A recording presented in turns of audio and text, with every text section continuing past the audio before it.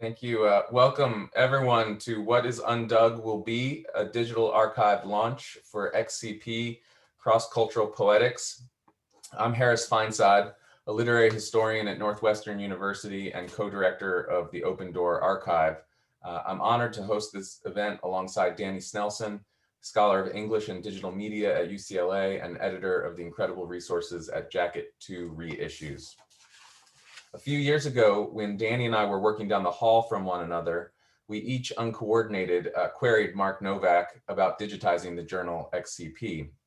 And the happy result is this collaboration, which returns the 23 issue run to circulation on both platforms. I'm just going to say a brief word about XCP and then turn it over to Danny to introduce the format of tonight's event. But first, a few quick thank yous. Students, Rivers Lecce and Sky Tarshis, who built the Open Door XCP collection that we launched today, and Sad Marie Sad, who designed the publicity. And Danny would like to extend his special thanks to Megan Anderson, who was instrumental to the Jacket 2 side of the release. I also want to thank the English departments at UCLA and Northwestern, and the Kelly Writers House at the University of Pennsylvania. And most especially thanks to the 25 writers here tonight to read from their work, to everyone tuning in, to all the contributors to XCP, and emphatically to Mark Nowak. We borrow our event title from the lead contribution to XCP #1, Amiri Baraka's prose poem, What is Undug Will Be. Baraka was a frequent contributor, an influential elder, and a tutelary spirit for XCP.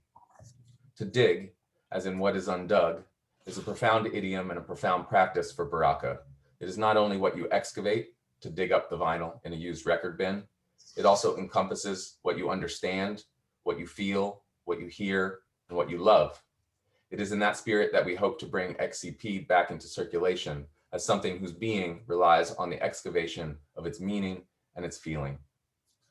What was XCP? Mark Nowak describes it as a journal of social utterance and social inscription that sought to open and engage a dialogue between writers, researchers, and theorists in the creative arts, social sciences, political economy, and cultural studies. Its first issues dig into questions of social documentation and ethnographic praxis in feature sections on field notes and notebooks, dialogical anthropology, documentary, and everyday life. Nowak remarks that in response to the perceived retreat of social movements in post-9/11 America, XCP later expanded its concerns to include more creative and scholarly work addressing the articulation of literature and social movements. Maria Damon notes that two distinct cover styles track the transition: the 1960s folkloric birds and the wavy lines and circles of an anthropological poetics later seeded in the 2000s to, quote, a less representational agitprop look with a gritty industrial font, cutting a vertical scar. Aegon, class struggle, appears front and center, or rather slightly off center. However one represents these phases, XCP continually redrew a remarkable constellation of writers whose cross-culturality contested a too easy pluralism or multiculturalism, and it reassessed the parameters of poetry as a social form with claims and critiques on the intensifying age of globalization. We look forward to being pulled back into the awesome physics of XCP's orbit as this evening unfolds. And with that, let me just turn it over to my friend and colleague, Danny Snelson.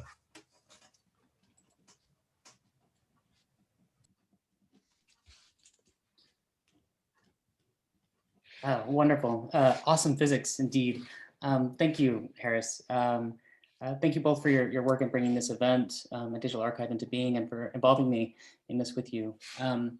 Everyone can hear me. I will be running tech here, so if people have issues, please do write in. And I've put a note for panelists and attendees in the chat. My name is Danny. I'm honored to be here, and to echo Harris's remarks, I wanted to extend a personal thanks to the superstar cast of readers that we have joining us tonight, and to all of you for joining us here for the event. And of course, to Mark Nowak for bringing all these constellations, as Harris is saying, into alignment. Also, and this seems maybe a bit strange given the geographic dispersion of a digital gathering such as this, but perhaps it's all the more pertinent to acknowledge that as this event's host, I'm here broadcasting from Glendale, California, on the traditional, ancestral, and unceded territory of the Gabrielino Tongva peoples. Querying borders and interrogating territorial regimes may offer but one critical topography among many you might find in the pages of XCP. Tonight, especially, I'm reminded that in a bold anticipation of the cultural milieus of the post-digital networks that we're all currently living in and through, the questions and provocations undug throughout those pages remain as sharp and urgent as ever. So in some very brief remarks here, I wanted to just give a quick introduction to the digital archives that have launched today and some related notes on tonight's Zoom event itself. Indeed, if there's any journal that should be cross-hosted, bridging local institutions and communities with global audiences and platforms, it is Cross-Cultural Poetics. Eerily forecasting the networks that connect us here tonight, the pages of the magazine establish unlikely connections and unforeseen serendipities throughout their 23 issues. In the same way, XCP now activates a new network in our two collections, Jacket 2 issues at Penn and UCLA, and the Open Door Archive at Northwestern, jostling adjacent journals and hinting at unseen links. Beyond that, we hope these pages find their way anew through screens into readers like yourselves, via syllabi to your students or our students, or gathered into scattered PDF collections on your various hard drives and internet tabs. To that point, I'll be peppering the chat with links and information on these sites throughout the event. We do heartily encourage you to participate in the chat since we won't have time for questions and conversation after the event. For example, perhaps some folks have already done this, but if you want to sound off with a quick note of hello, or maybe where you're joining us from. In the chat, I see we have someone from downtown Ontario. Is there anyone else popping up? Let's see. Welcome. Welcome from Maryland, upstate New York, Texas, and Hollywood. Fantastic. Chicago. Great. Oh, so many friends. Hi, Long Island. Okay, so I'm not going to be able to articulate all of those, but indeed, this is an XCP event, and it's quite wonderful to see how dispersed everyone is. Okay, so please do use the chat respectfully to layer conversation and celebration on a kind of parallel timeline to this reading that we have going. One last note on the reading itself, we'll have basically one reader-ish per issue to read their contribution to that issue of XCP and to reflect on their role in the journal. We'll try and keep on time with each reader having about 3 to 5 minutes, and we'll round out the event at 7 p.m. Pacific or 10 p.m. Eastern time. Given this, Harris and I are both going to recede into the background as much as possible, limiting our introductions to the briefest of notes every so often to maximize the time for our incredible lineup of readers to perform. There are a few tiny changes to the lineup that we'll announce as we go, but the rough order that you've all seen listed on the Eventbrite page where you registered will go forward. So with that said, enough from me. I think we're ready to get on with it. It is my pleasure to introduce Mark Nowak to open the evening. Mark is well known as the author of widely praised books such as Shut Up, Shut Down, 2004, and Coal Mountain Elementary from 2009. He's also known to many as an inventive activist and radical educator, as the founder of the Worker Writers School, whose imaginative militancy culminates in creative expression within social movements and trade unions, is documented in his recent book, which we should celebrate, Social Poetics from 2020. But before that, Mark was the founding editor of XCP, which he oversaw from 1997 to 2010, and which we are all here to celebrate. So with that, please join me in welcoming Mark. Hey. Thank you, everyone. I first of all want to just say thank you to everyone who was back in the room before we started this, who's here to read tonight. When I sent out the invitation, it was just so great that so many people wanted to be part of this. And in this time of not seeing so many of you, and this time in which so many people have gotten sick and died around the country, around the continent, around the world, just seeing all of you here tonight brings me, and I'm sure people watching, great joy. So thank you so much for being here. I also want to say thank you to Harris and Danny, who have really done tireless work of making both this event and this archive possible. Thank you. I mean, it means the world to me. XCP began as an idea in Minneapolis in the mid-1990s for a new kind of magazine, an interdisciplinary cross-cultural journal on writing and poetics. I'm super thankful to my colleagues at the community college where I taught for many years who allowed me to use a small faculty study grant to fund the very first issue of the magazine. We met and had our regular conversations, but all the money went to issue #1. So if anyone from that school, Robin Lukes or others are out there, thank you for making the beginning possible.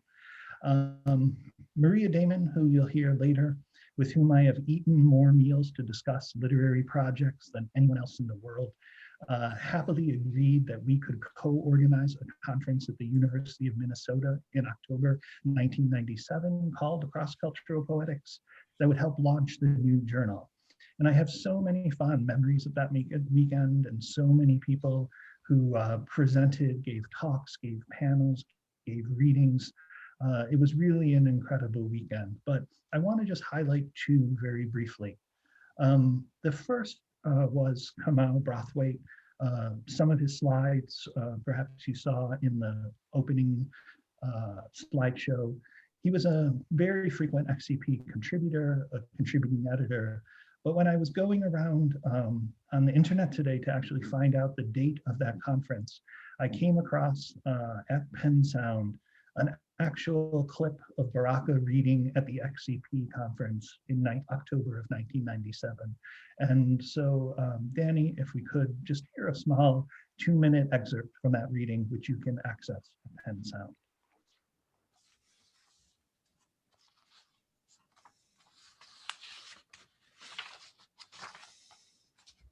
Praise be to, praise be to, praise be to, praise be to, praise be to, praise be to. And holding my hands up high in that place, and the palms turn to praise be to, praise be to, praise be to, praise be to, praise be to, praise be to. And the fingers flutter, crying away, and I'm crying out, praise be to, praise be to, praise be to, praise be to, praise be to, praise be to. Now what was also very frightening about this situation, if this were a Jamaican context where this activity was taken for granted, if it were Haiti or Cuba, there would not be this agony of transformation. But in Barbados, where that English imprint is so pervasive and so powerful, even in that secret submerged before, to change from Christian, to change from West, and to return to Igbo, gave that woman who, let us say, is not an academic, she does not know anything about her history, even then her subconscious gave her thinking. It was as if she was torn apart with the forces of West and Africa. It's an amazing experience that I witnessed. And here was a big woman being torn to pieces by sun and by forces of culture. That's why I'm using these words like the softness flying away. It's a black, it's a bat, it's a flap of the kerosene lamp. And it's spinning round and it's staggering down to a guttering shark of the world. Praise be to, praise be to, praise be to. Praise be to, praise be to, praise be to. Your tongue curling back, a face flowing empty. All my skin cradled. I see water of woodlands crawling. I see spiders weaving away. My bald-headed head is ancient and black, and it falls from the top of the praise meter hill to the rat-hagged coconut tree. So walk, talk, step, calling to echoing faces that barren and bare and name.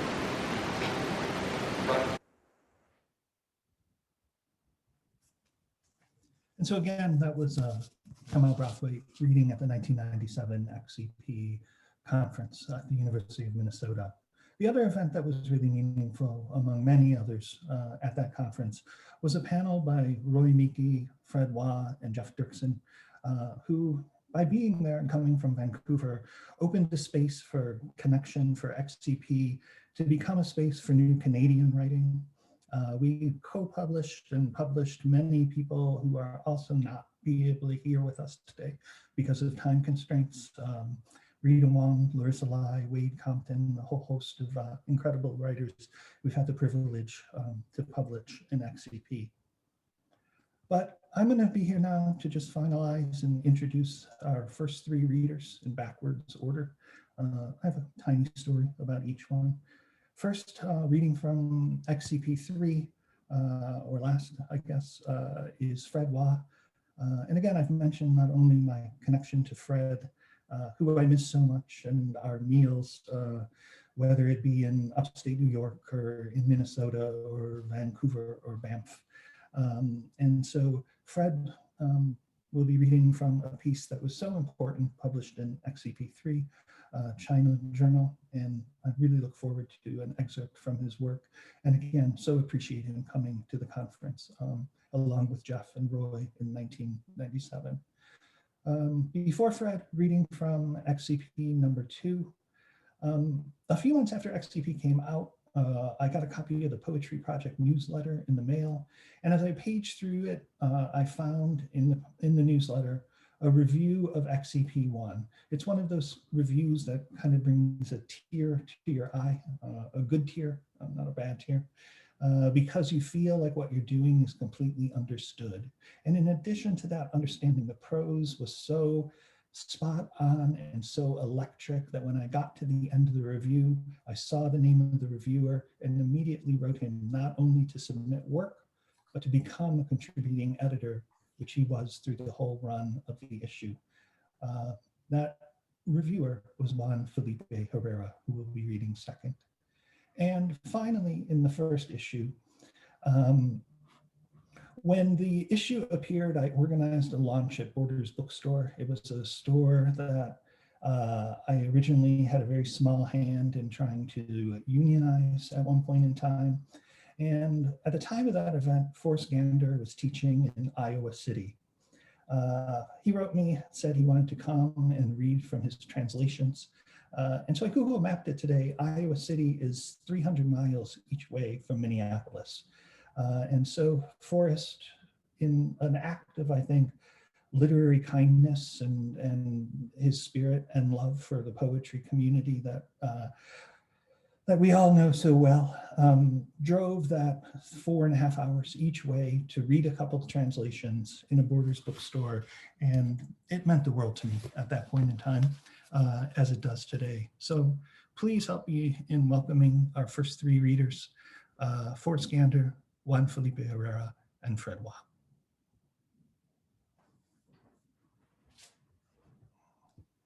So shall I start it off?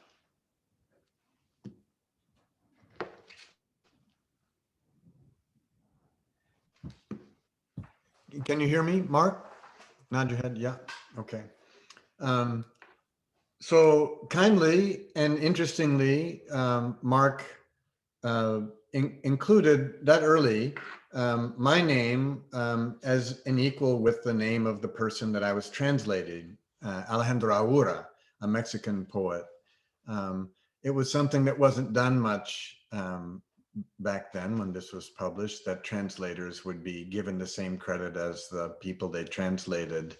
But that's part of the way that Mark has always mixed aesthetics and ethics and activism. So I'll read a few poems from the sequence that was published in that first issue. And I do want to shout out to a couple people that I haven't met that except through Mark's magazine and through their own work.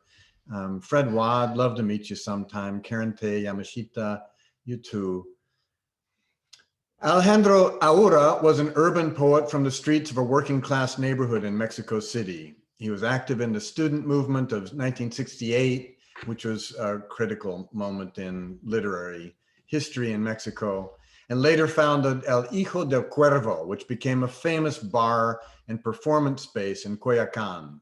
He wrote across the genres and came to run cultural programs in Mexico City, where he brought concerts, poetry readings, and cultural activities of all kinds to the Zócalo.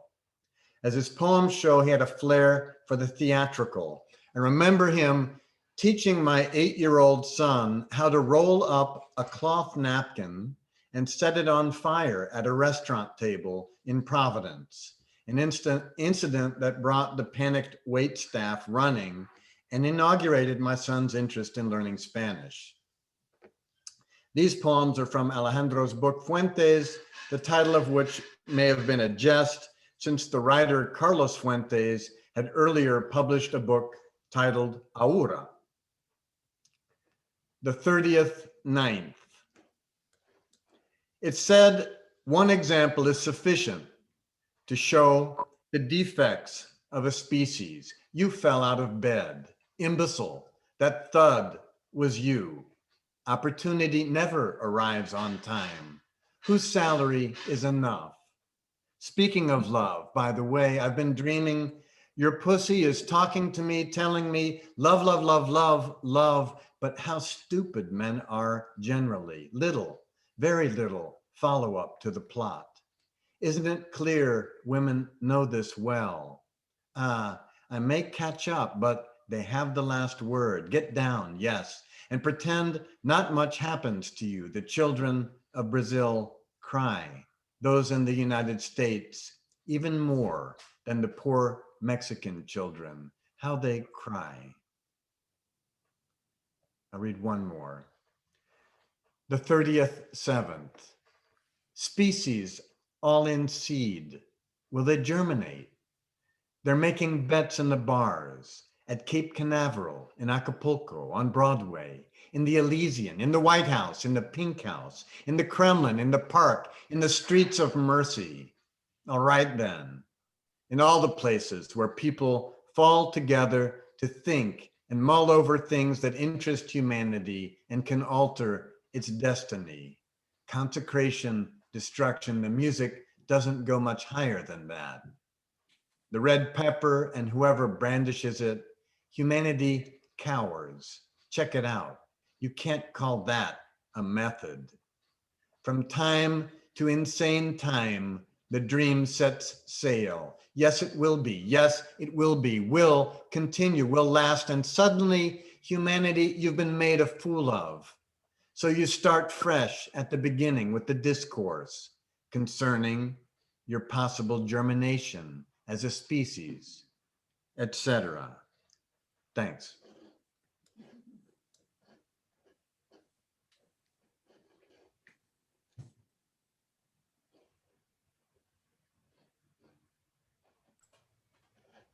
Next up is Juan Felipe Herrera.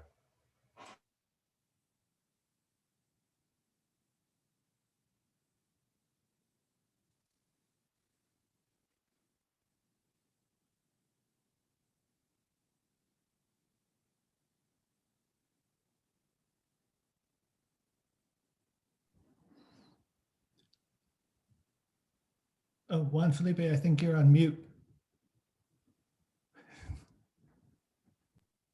It's probably a good idea that I was on mute. Oh, I just feel so good. Thank you so much for everything. I feel like I'm with my brothers and sisters, and in a space which feels really beautiful. So thanks, thank you so much. I like everything that's been said, and Forrest, thank you for your reading, and for Aura and the other Aura. So great. I like the whole idea of, what did you say, literary kindness. I think that's what we're doing, and that's what I want to do. And the whole idea of physics and quantum and quarks, and being one, the oneness of humanity, and actually beyond and within. So I love all those things, and it just came up, and that's why I feel so close to you. I'll read. I'm going to read from. And once again, thank you for publishing all these pages, Mark and beautiful peoples. Canto for Chanquín Viejo, Las Tojojil of Najá, Selva Lacandona, Chiapas, Mexico, December 1997. And Chanquín Viejo was the elder of one of the Lacandon Mayan groups, of which there's only two. And at that time in 1970, this is 1997, on a kind of from a visit of 1993. So I had been there in 1970. And Changkin was the elder who held the stories and handed down the stories, who knew the stories since he was the elder. And he passed away, in, I believe, in 1993. I think at the same year that Trudy Blom, Gertrude Blom, also passed away, who was kind of a link to the city and who was interested in kind of honoring the culture and realities of the Lacandon Maya. And that story goes on. Canto. I would have wanted to sing you my little canto about love. For your forests, blackened green-blue wires, arms and knots, call them mahogany, call them caoba, the last 500 children of sorrow, triumphant, 90 meters high, villages. In fact, I should have cradled the bluish machetes hanging in the vines of papaya, in the net bags of the green worker bus, 2 steps from Pemex, your tunic and spotted grease grandsons, Cayu Mario and Changkin Jose, and the last chasm, last one long howl. I would have wanted to call Ko, your partner, since dawn. Look at this. I hit some button. Since dawn, spotted days of chiclero rape and shate palm leaf export fevers. Her red bean necklace, 1 beat for pneumonia, 7 for Hachakyum, creator of the Lacandon. For the dead, pure furies. Where is the next generation? Will they die in the vestiges of El Desierto de Ocosingo? Call it with the purr of Selva Maya. Will they dissolve into another rubble face, a presidential blast? The landless, this fire dance, we hear it from Chenalo. I can see tiny Changkin Francisco drawing a starry circle on La Ruta Maya, Indian depots, fincas of tears and migrations. To Palenque in Honduras, I can see him touch a pebble. Call it revolution. Let us call it red smoke, the voice of the nameless. All the buried grief sprouts up in the eyes of Palm House. I ask myself, what is this picture I am holding in my hands? I ask myself, is it Changkin Viejo, keeper of the secrets, gone now? Is it La Selva, the rainforest, Chiapas, America in blood, standing, falling? Thank you so much for allowing me to read it and to go back to Changkin and La Selva, and the rainforest, and Chiapas, our brothers and sisters. Thank you all. Thank you, Mark. Thanks, everyone. Hi, I'm Fred Bois. Mark, this is an incredible occasion. I never realized it. I mean, the magazine now has a new function we can see everyone. I've just, it's the first time I've ever seen Juan Felipe and Forrest Gander. And so many other people. I'm so grateful that you've included me in this community and that you've reached out to us on the West Coast. And I'm reading today from the unceded and untreated shores of the Salish Sea in Vancouver. I'm going to read a piece that that Mark published in issue number 3. In the summer of 1996, I made a 3-week trip to China as part of a small group of Canadian artists on a government-funded cultural exchange. I was interested in meeting as many contemporary Chinese poets as I could in that short time, and I was guided principally by a publication I had noticed a few years earlier, Original Chinese Language Poetry Group, translated by Jeff Twitchell.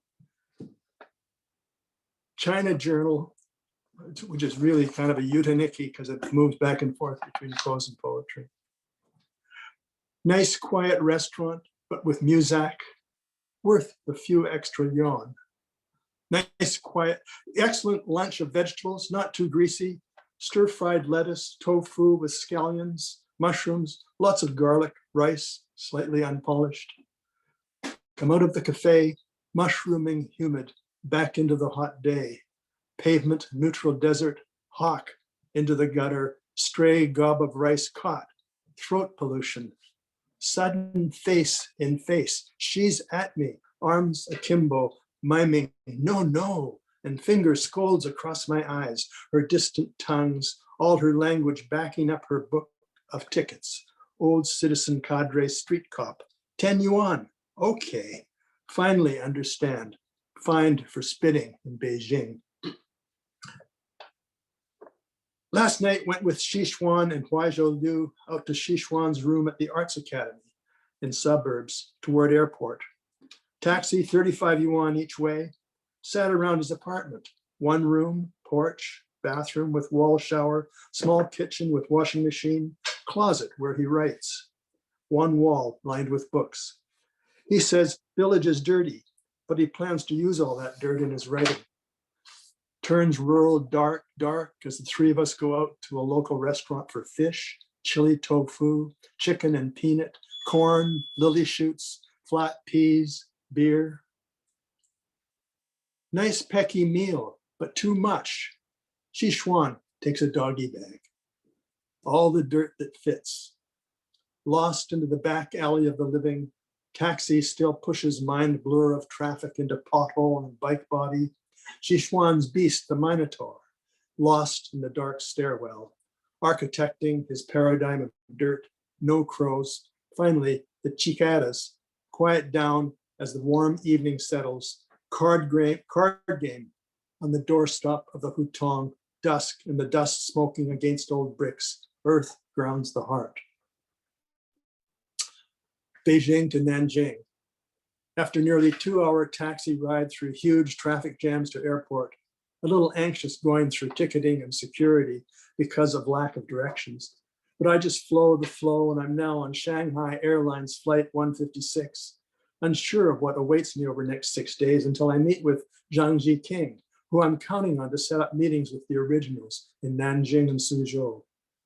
Good airplane lunch of rice, beans, meat, beer. Flying into Nanjing, waiting for the ringing, writing out my naming, fathering the landing, body intestinal ginseng, greening the furnace city, liminal, the black hair of her armpits, body lifting, this bell ringing hyphen, waiting, Chinesing, ending. Lots of food. Thanks very much.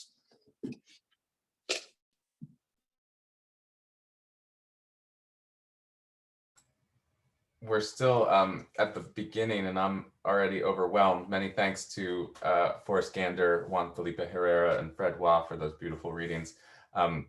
Next up, also reading for XCP number 3 and its theme issue on field notes and notebooks. I'm delighted to introduce Allison Hedge, and she'll be followed by May Joseph reading for XCP 4's feature section, Voyage, Voyager, Voyeur.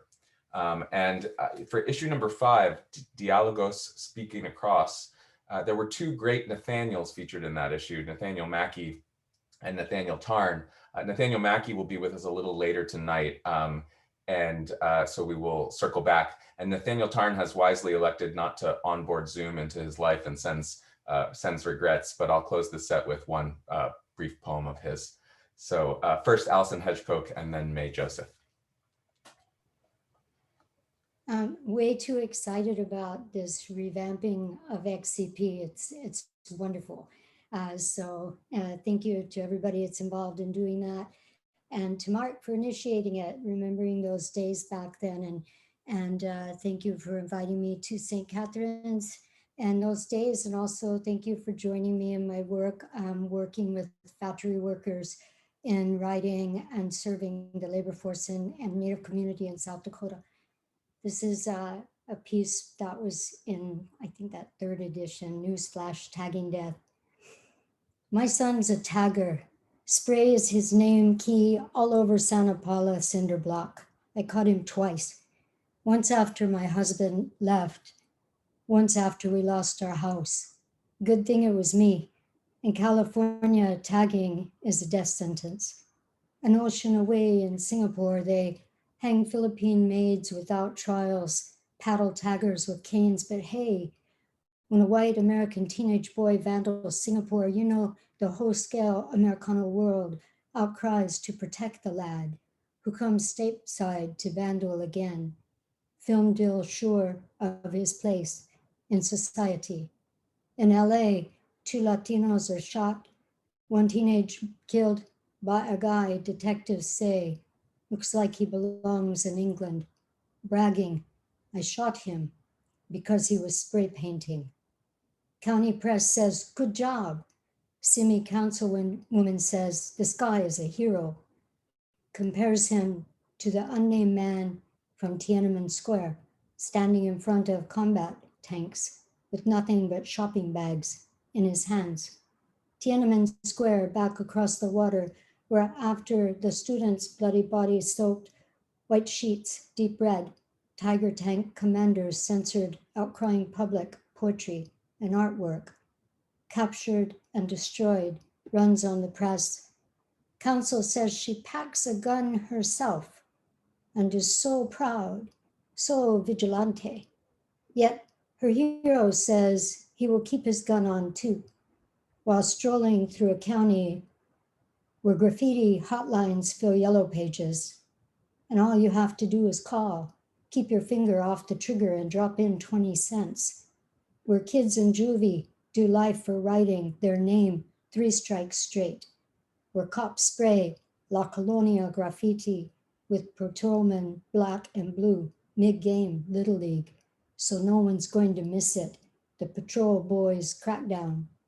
All this in a place where the only convictions certain aren't greenwad issue, where the sentences are cast aside for shooters, slashers, and murder in the first degree is saved for teenage aerosol artists, for brown-skinned boys, crying, look at me.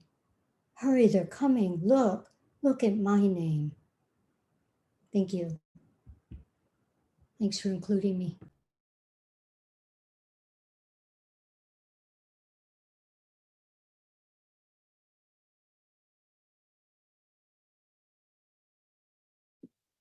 Hi, should I speak?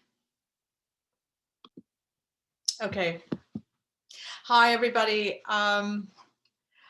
This is for me a very shamanistic experience because XCP was just so instrumental and inspiring in my early writing journey. And Mark Nowak, I think, is, as someone said, he's a therapist of writers, but he's such a poet of ethnographers. So I want to thank Mark and the XCP community for providing so much inspiration through the years because of the way you all play with form. And coming out of sociology and anthropology, I needed permission to be more poetic, and Mark gave me that permission in XCP. So I'm going to read a piece that is on Hanoi, Hanoi, Vietnam. And I'll just read a few, just a short section from Hanoi Palimpsest. And this section is called The City of the Senses, which for me, Hanoi very much embodies. On the street of China bowls, the cock crows a fetid dawn, as comforting sounds of the street sweeper scraping the refuse of yesterday's excess, leaves, plastic, paper, and mortality, echo off the intimate streets of the city of 36 streets. A little girl takes her first bicycle ride as women on bicycles, long coats, and conical hats weave their way through cool, damp roads, where satellites atop eroding rooftops beam dreams of France and Hollywood, odorless fantasies grasped in the stronghold of greed and gluttony, consumptive desire in its ecstatic trance, self-devouring. Paper devotions, embers of wealth lie resplendent in commodities of appeasement on Hangma Street or the street of ghost money. Here, a candle for graceless death at the corner of the street make paper ghosts, a respite for bodies that cannot be retrieved. Incense, red candlesticks, and cardboard mausoleums on Hanquat Street, Fan Street in English, offer solace for loss and desire as unspoken dreams drift in the myriad lights of smoke and fragrance. Silver and red tinsel monuments burn reminders of troubled spirits and reconciled souls. It is said that Ho Chi Minh never wanted to be buried or hagiographed. He explicitly requested that he be cremated and his ashes be spread so that the impulse to deify would not be there. But the city of Hanoi bears the burden of Ho's fear that he would be mummified and made monumental, like Walter Benjamin. Like Walter Benjamin, Ho was profoundly opposed to monumentality. He dreaded petrification as the master of strategy and vigilant protean self-invention. Dead monuments and archaic forms of devotion embodied the excess of accumulation, and emancipation lay in freeing the state from static manifestations of capital. So thank you all for just this extraordinary experience. And Mark Nowak, I'm always grateful for your generosity. Thank you.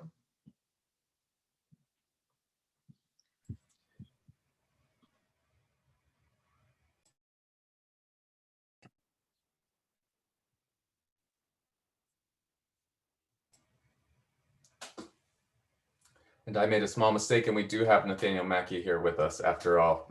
Thanks so much for joining us. Excuse me. Am I on now?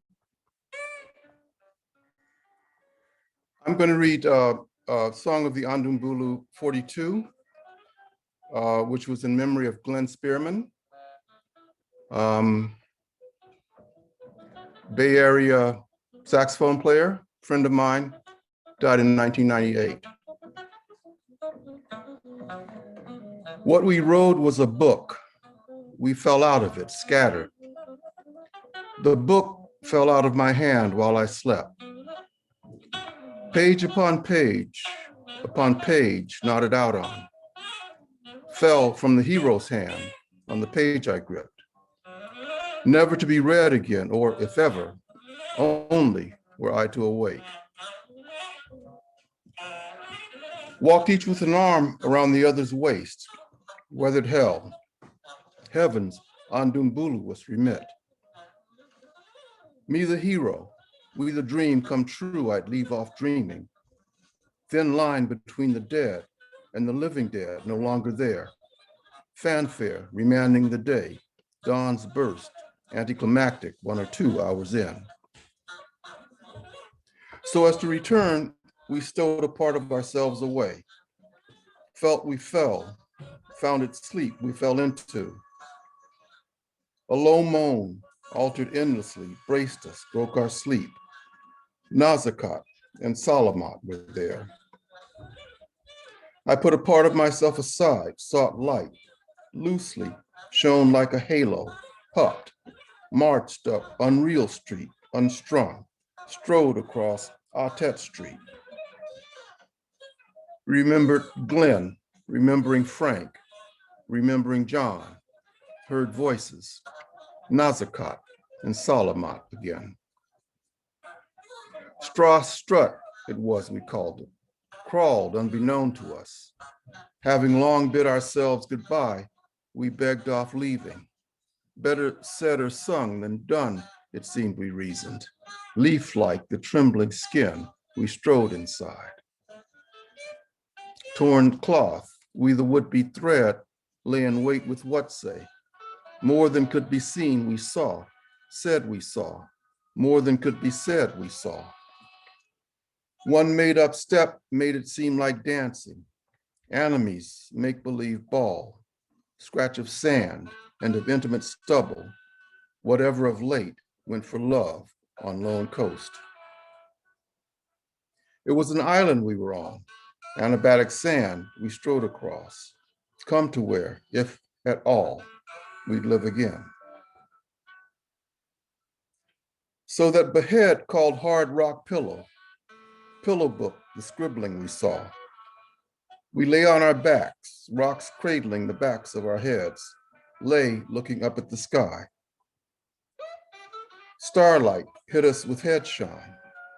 Sky, be the writing we saw, we begged incessantly, breathless, all but out loud. We lay on our backs, arms out at our sides, putative wings, hands, palms up, catching light. It was arrival we were in, suddenly so, with the capital A, all we'd always wanted it to be, been told it would be, falling from the sky, an immaculate dust, attending sleep. Statuesque, beautifully unbent as we looked on, arched, insatiate bodies in the shape of trees bent by wind on lone coast. Shook, we stood on stilts.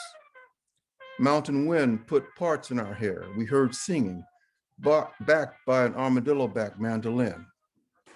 It was a tavern we were in. We were in Peru.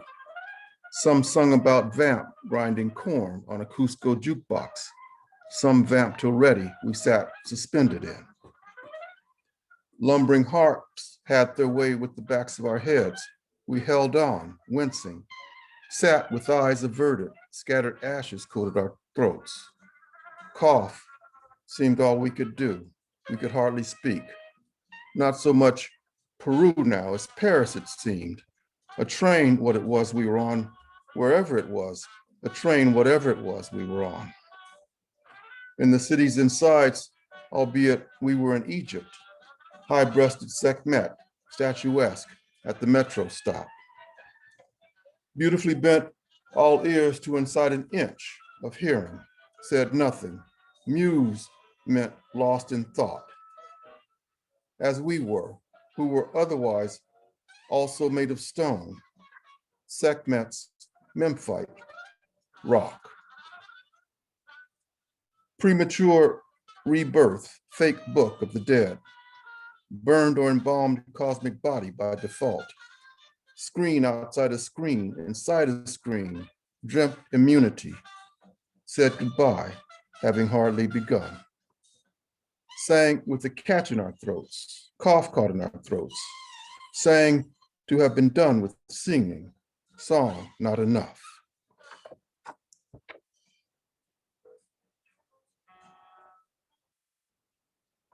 Thank you.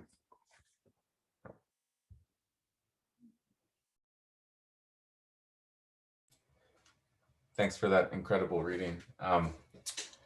XCP number 5 featured a special section dedicated to the Franco-British American poet, translator, and anthropologist Nathaniel Tarn, who was also a contributing editor. And we hoped that Nathaniel might join us, but he sends his greetings and regrets to us tonight from outside Santa Fe. And I think Danny's sharing a photo of him in his famous library that I took about 2 years ago.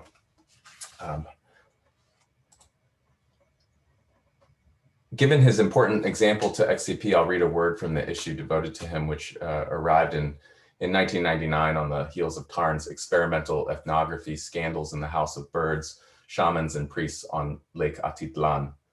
In 1983, Tarn had written a series called Eke Homo Martin. Martin and Mam are both alternate designations for the Mashimon deity at the core of Scandals. Tarn describes them as a number of experimental texts preparatory to Scandals in the House of Birds, all of which had to be rejected for commercial reasons, i.e. if the book were ever to be published. Here's Eke Homo Martin, number 1.3 from XCP 5. Mam puppet, wood core, affixed pots, affixed legs, arms, hands, head, tied rope, thread, clothed several suits, boots, scarves, hats, erythrina, cite, palo de pito, mask, divining seed, tree, sassy cigar, lives on ceiling trellis, brotherhood holy cross, looked after special priests, dresser, aka Judas Iscariot, first traitor, Saint Peter, first apostle, Saint Michael, first archangel, Pedro de Alvarado, first conquistador, Mashimon, Mam, Simon, Ma, Mr. Shimon, bound with ka'am, rope, bots, thread, Mr. Stiff, Mr. Lame, Mr. Dummy, Mr. Face, Mr. Tall Tail, Mr. Coat, Mr. Silk Scarf, Mr. Bat, Mr. Hawk, Mr. Butterfly, Mr. Hummingbird, Red Hill Dwarf, Red Deer, Toadback, Mr. Wind, Mr. Fire, Mr. Lightning, Mr. Whirlwind, Mr. Sun, Mr. Light, wives, another number altogether. Thank you.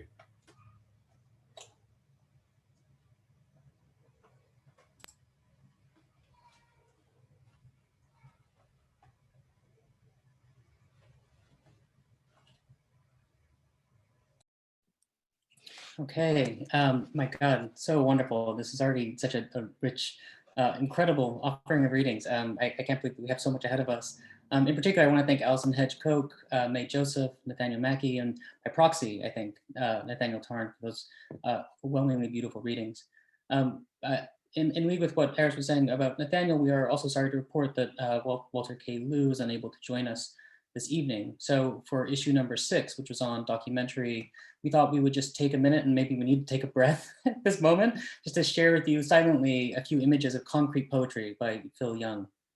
Following that, reading from XCP number 7 on everyday life is Diane Glancy. And for XCP number 8, authenticating dislocating authenticity, we are thrilled to welcome none other than Cecilia Vicuña. For now, I will share some slides, and thank you for bearing with me. This is the first time I've had to manage quite so much information all at once.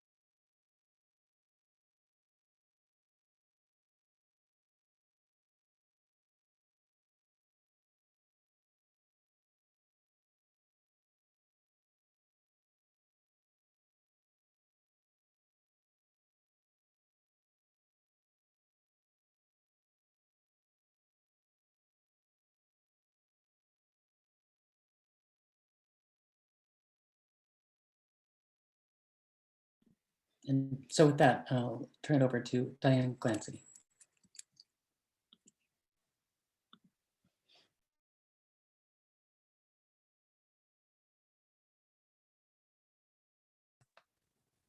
Can you hear me now? Mark, it's so good to see you again. You mean so much to me. Thank you for all your important work and for making Minneapolis an important and interesting place when you were there, and for making a lot of things bearable. Much gratitude. I'm going to read 2 poems. The first one is called Retrieval, and there is an epigraph from the St. Paul Pioneer Press in 2000. Forest Ranger Laszlo grips an exhausted deer as he fishes it out of the floodwaters in Yugoslavia. I didn't even feel the antlers cutting my arms. All I could see were the doe's terrified eyes, their small bodies trembling with fear and exhaustion, said Laszlo, who saved 36 deer that Sunday. She had a pencil with a narrow rubber stamp. She marked the date, the book due back. The stamp raised by a brass prong off the end of the pencil, like a small antler of a deer, no bigger than a pencil. The stamp arched as if a single antler to stamp the paper glued inside the back cover of the book, lined and ruled with narrow rows that fit the rubber stamp, and could pull the book swimming in the floodwaters of children's houses back to the library, the books only trying to cross the river as if anything out of the ordinary. Last poem. I am your true woman, Blinky. No one has loved you like me. Let's push through the halls and rise over the house, pink as icing of the morning sun on a cupcake. The windows blow their openness to space. Let's go, baby. Let's toot out of here. Let's lick the lawn. Let's pilot our car with no place to land. We got mowed into the ages, swell. The hosts take us to the limits of the driveway. The paper flying through the yard at dawn. I got an idea, several of them really, but one I'm zoned on called me Blinky, called me Zone. Thank you.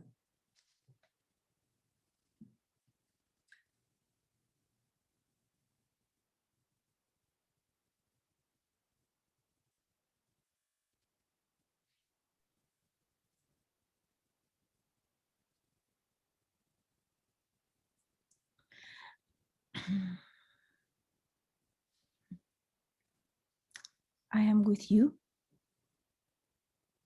You hear me now? Mm-hmm.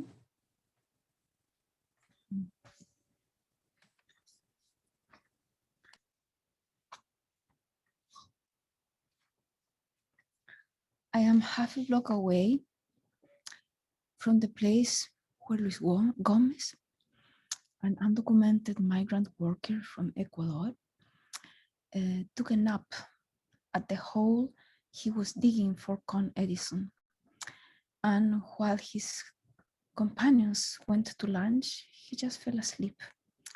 And when the companions came back, they didn't look into the hole, so they dumped all the rubble, the cement and the rocks on top of Luis Gomez and killed him. And nobody noticed that they had killed him. So for XCP, I wrote this poem. Luis Gomez. Es como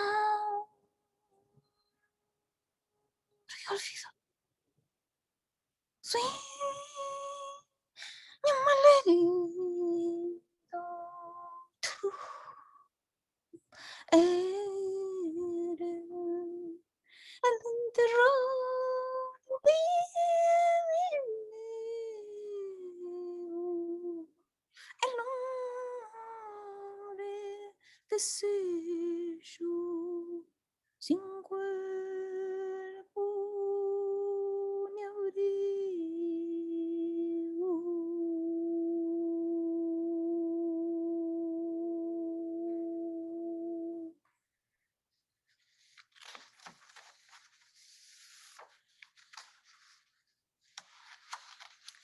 Luis Gomez, forgotten rival, wounded dream, war, discarded of life,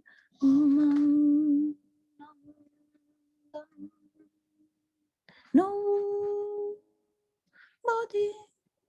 no words, no.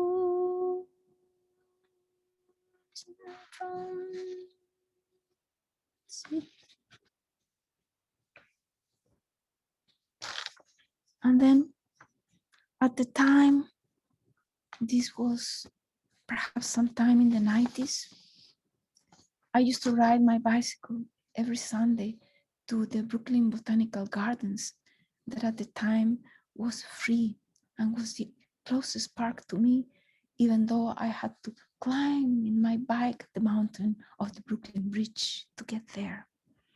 So there was a little fake waterfall, and there in this fake waterfall, which was about this tall, you can't see my two hands, I suppose, is like maybe 40 centimeters tall, the waterfall, big enough for me.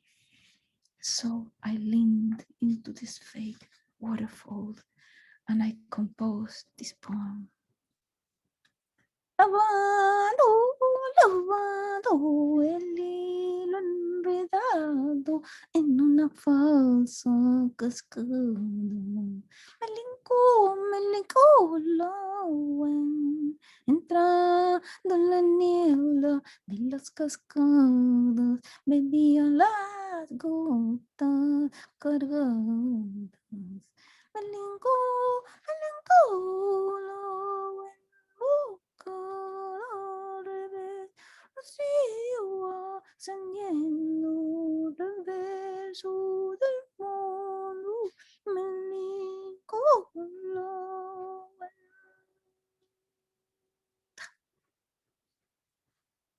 And that song is inspired by a practice that, you know, when the white people arrived in what is now called Chile, they thought the Indians were dirty and smelly and ugly and lazy and all that.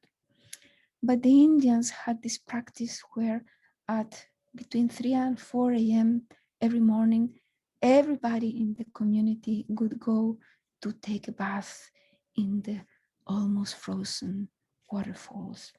So Melincolawen is the name for the sacred mist that instead of falling as the waterfalls goes up. And this reversal that the waterfall practices is what is healing, is a teaching to reverse the order of the world, to transform and liberate us human from oppression. So last, am I past for my 4 minutes? No? Okay.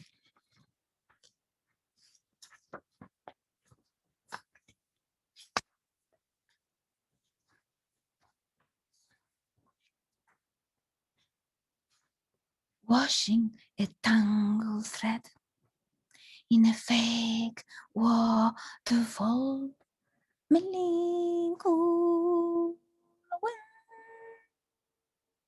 entering the waterfall's mist, they drank heavy drops,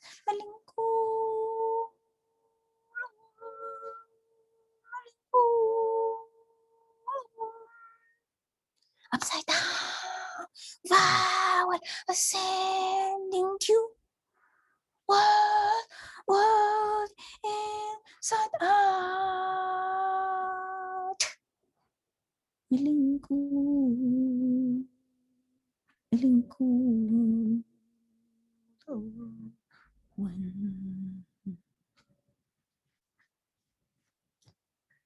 Gracias, Mark, for all you've done for us and all your readers. Gracias.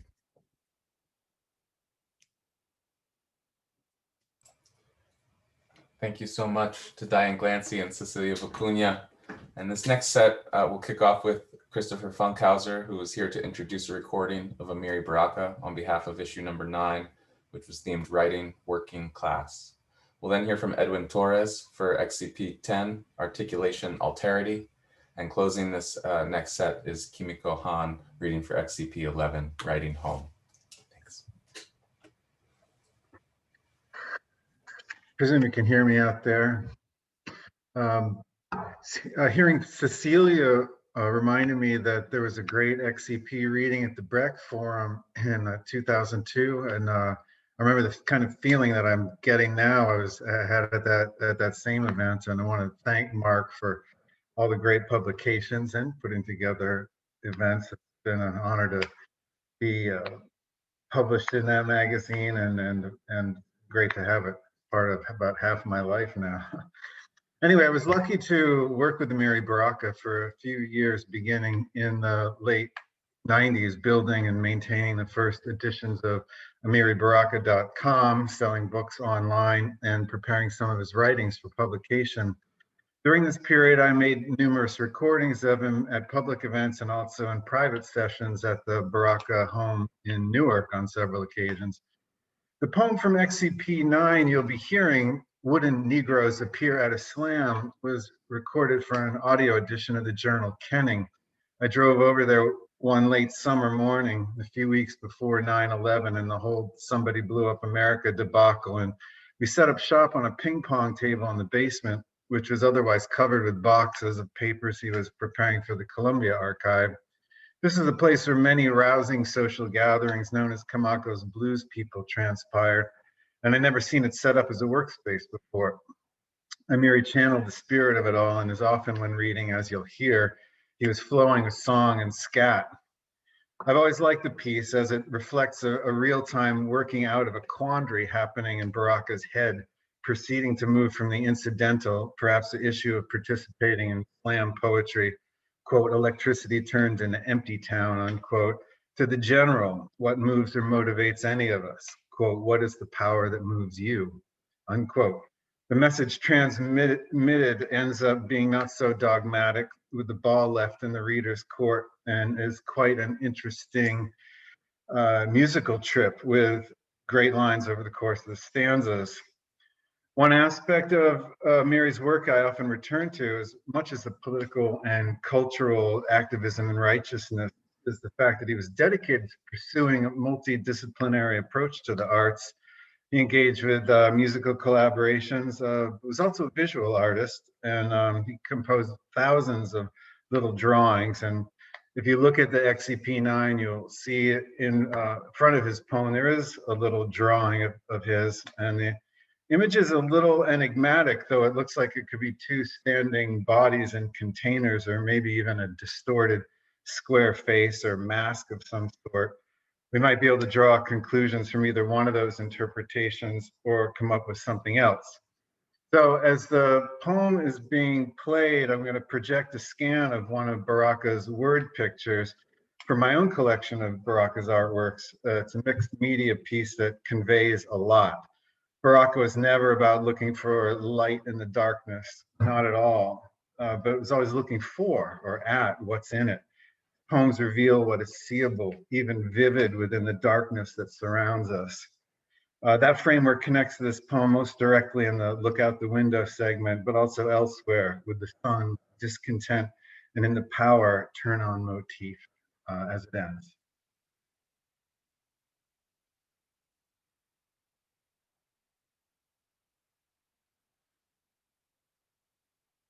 What did I do? Wooden Negroes appear at a slam. Wooden Negroes appear at a slam. What did I do? The question keeps answering itself in the air, underneath the ground, inside the water, greenish. The sun speaks so loud it's fed up with making noise. It's red, yellow, orange, green, blue, indigo, violet, infrared, ultraviolet. Verse, song, stomp. Huh? Great billowing paragraphs of pure fire, make it bubble, the overstate of the any will. But the question is buried in our tongues, like hidden, we sure, we feel it's right, eludes us then for name, which is it not? Something we can supply. Question is vibrating, like moonwalking, sort of subtle. Neoning through that tree the other night, waggling with rain, graceful fears it jumped us with and stuttered a prophet's weariness. You all gonna get fat-headed with Shango paradiddle?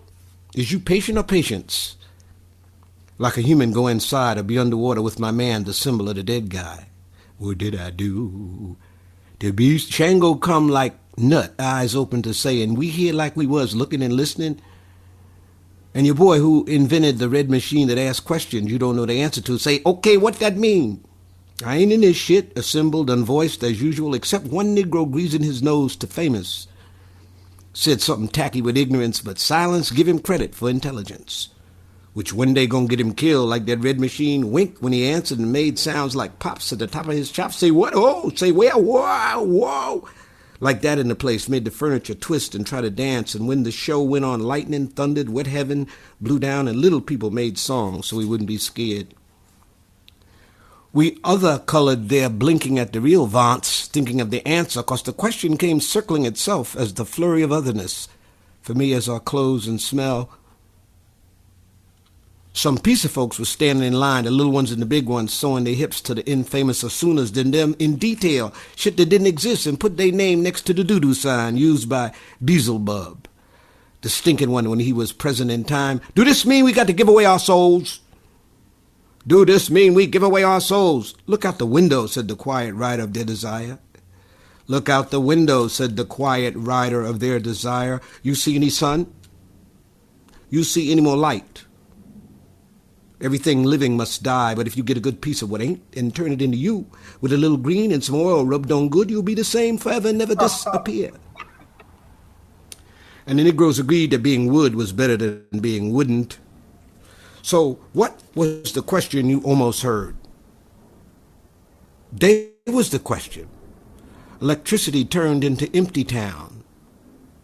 What is you seeking? Where have you been? And what is the power that moves you? What is you seeking? Where have you been? What is the power that moves you? And what does it turn on?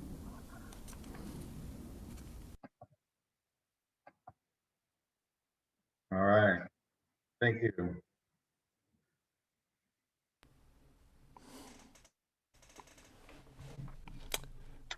Wow. Thank you, Chris. There you go. Phew. What a vault. Amiri, a little bit breathtaking. Thank you, Mark. You know, I was like a young pup when I was starting to publish work when you contacted me, and it was so important for me to kind of understand what it was that I was doing with my work, with what this thing called poetry, and that chance to find your family is so important and so necessary when you're starting out. So I really appreciate everything, and I love all the issues. And Mark, you're such a warm spirit and engagingly intelligent and warm and funny. Everything. Anyway, thank you all.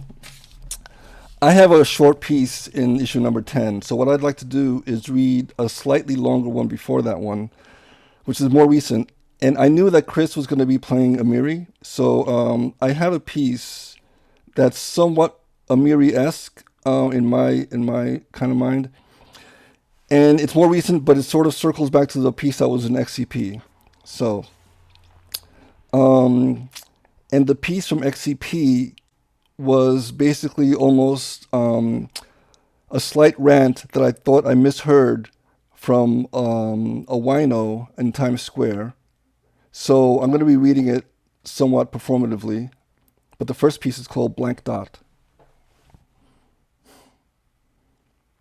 It is not who we are, as everyone is their own we are, pulled apart at the core by the we are. For the finder is finding not, and what not does to finding, what find does to wanting. It is not what stays that defines you, what goes that finds you is the not step, the one that takes you where the other won't. The one that won't is not the one you want the not the want. I came to a wall of water, eyed by explosion, caught by half night. I took in the full moon, less a man than me, vision seek by quarter noon. I took in the higher ride, shut by door drawn free. I spoke in light-filled essences, broader strokes than me, my lower tree climbing with me. Open a man to climb inside him. Who dared leave a seat out on this road, along galaxy's rimshot? I took in release for a go at free. Taken by sight, my ribbons, my eyes in flux, whatever edge tells me is the one I am. It is not what is ours to question, but the lesser invasion of lower limbs, the heated states of hands, of feet, rota, rota, rota, round, round, round, in breath, stay in breath. Dot here, dot there, to again the again, and there the dot and here, caught one again to gain the here, to dot the there, and over one more, one other dot to gain again its dot, its own here to be, open here I walk between now and there. A call that arrows my hearing, that falls my hear after my eye lose, 2 letters, replace O and W, make blank I am. Inside, the half-quarter light, a blank dot, the full man. Scrape tree off sky, sky dot. Scrape the seeping man, I dot here, dot there, between my lower tree inside. The start that leaves us, sees our dot that star, the dots we are. And this is from XCP, circling back years before. Song of the Red Lamb.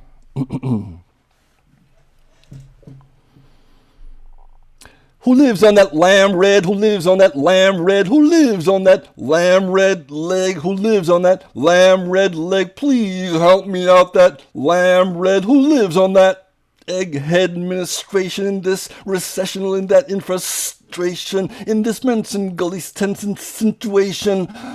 Who lives on that lamb red? Who lives on that lamb red? Who lives on that? Please help. Who lives on that? Please help me by incantation. Help me by incrimination. Help me by inconstration. Help me by incretination, insinuation, concentration, incitation, fenestration, penetration, menstruation, momentration, penetration, flagellation, imagination, this master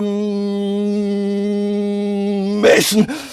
More lies than that frustration. Moolah is a penetration full of fenestration. Please help me by. Please help me by. Please help me by. Who lives on that lamb red? Who lives on that? Thank you.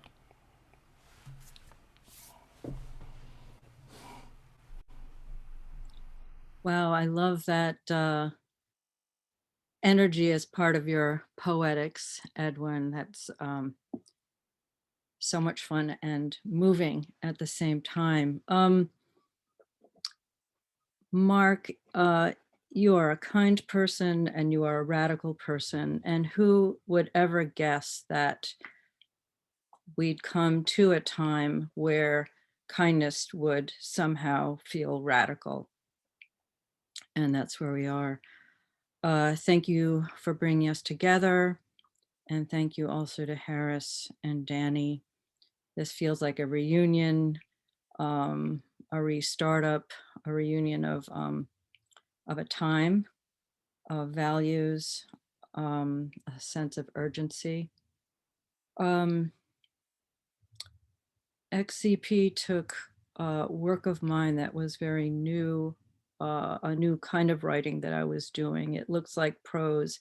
I was calling it Azuihitsu. So they took 3 very long pieces, and I'm so grateful. You know how when you're working with something, you're not quite sure other people are going to get, and someone does, and there's a kind of validation in that. And I really appreciated that then and appreciate it now again. I'm going to read from one of those 3 pieces. I'm going to read an excerpt because this one is about 5 pages long. Sparrow. With children, the days pass achingly slow as one, pulling her earlobe, refuses to nap. The other refuses to sit still unless cartoons anesthetize. But the years speed past. Suddenly, it's true, the 3-year-old is 13, taller than the mother, and recalling the word no in numerous forms. Why should I? I'm going to anyway. Yeah, right. Even retaining, no, mommy. Basho wrote, and Sam Hamill translated, that the years are as travelers. The sun and moon are eternal travelers. Even the years wander on. I wonder about the translation, but cannot recall enough Japanese to measure. So many years of bungo, and what I recall the most is the plodding pace of those years in the wood-paneled libraries. Now, with children in this sublet, Thursdays through Sundays, I find time has changed, a lover on opposite nights, and the sorrow of flight as I continue to leave my husband. Also the relief, not only of leaving our matched flaws, but from that flight itself. Who is the traveler but the heart, or, depending on the moment, the gut? A flock, startled by a child's outburst, rises as a single lake of wings. The dog slinks off my youngest daughter's bed when I enter her room to kiss her goodnight. It's our ritual. The dog hops up at her invitation, slinks off when I come in, then hops up again when I leave. Flight also includes sleep, as this child lies on her back, snores, then rolls over onto her side. Where is she? Only she knows and may not recall the journey upon waking. For the adult, rising too late, working too late, eating too late. For me, legs on my lover's shoulders. Comic, that position, feet up by his ears, the internal fluttering and takeoff, and after he comes, he kisses each instep. The flight includes wishing to hold my husband in the pain of our failings, although my heart, the romantic heart, has turned away, has twisted in disinterest and sorrow. Sorry, no, not really. At this moment, it is painful to leave and more painful to stay. I feel physically ill, like the queasiness of homesickness. In this case, because I barely have a home since I left him.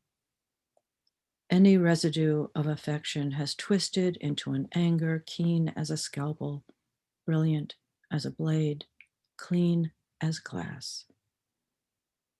I wish there could be some way for my husband to like all this, to also want to part, because everything we might have had has eroded so flat I am not even sure what we did have. Was it my imagination? Thank you.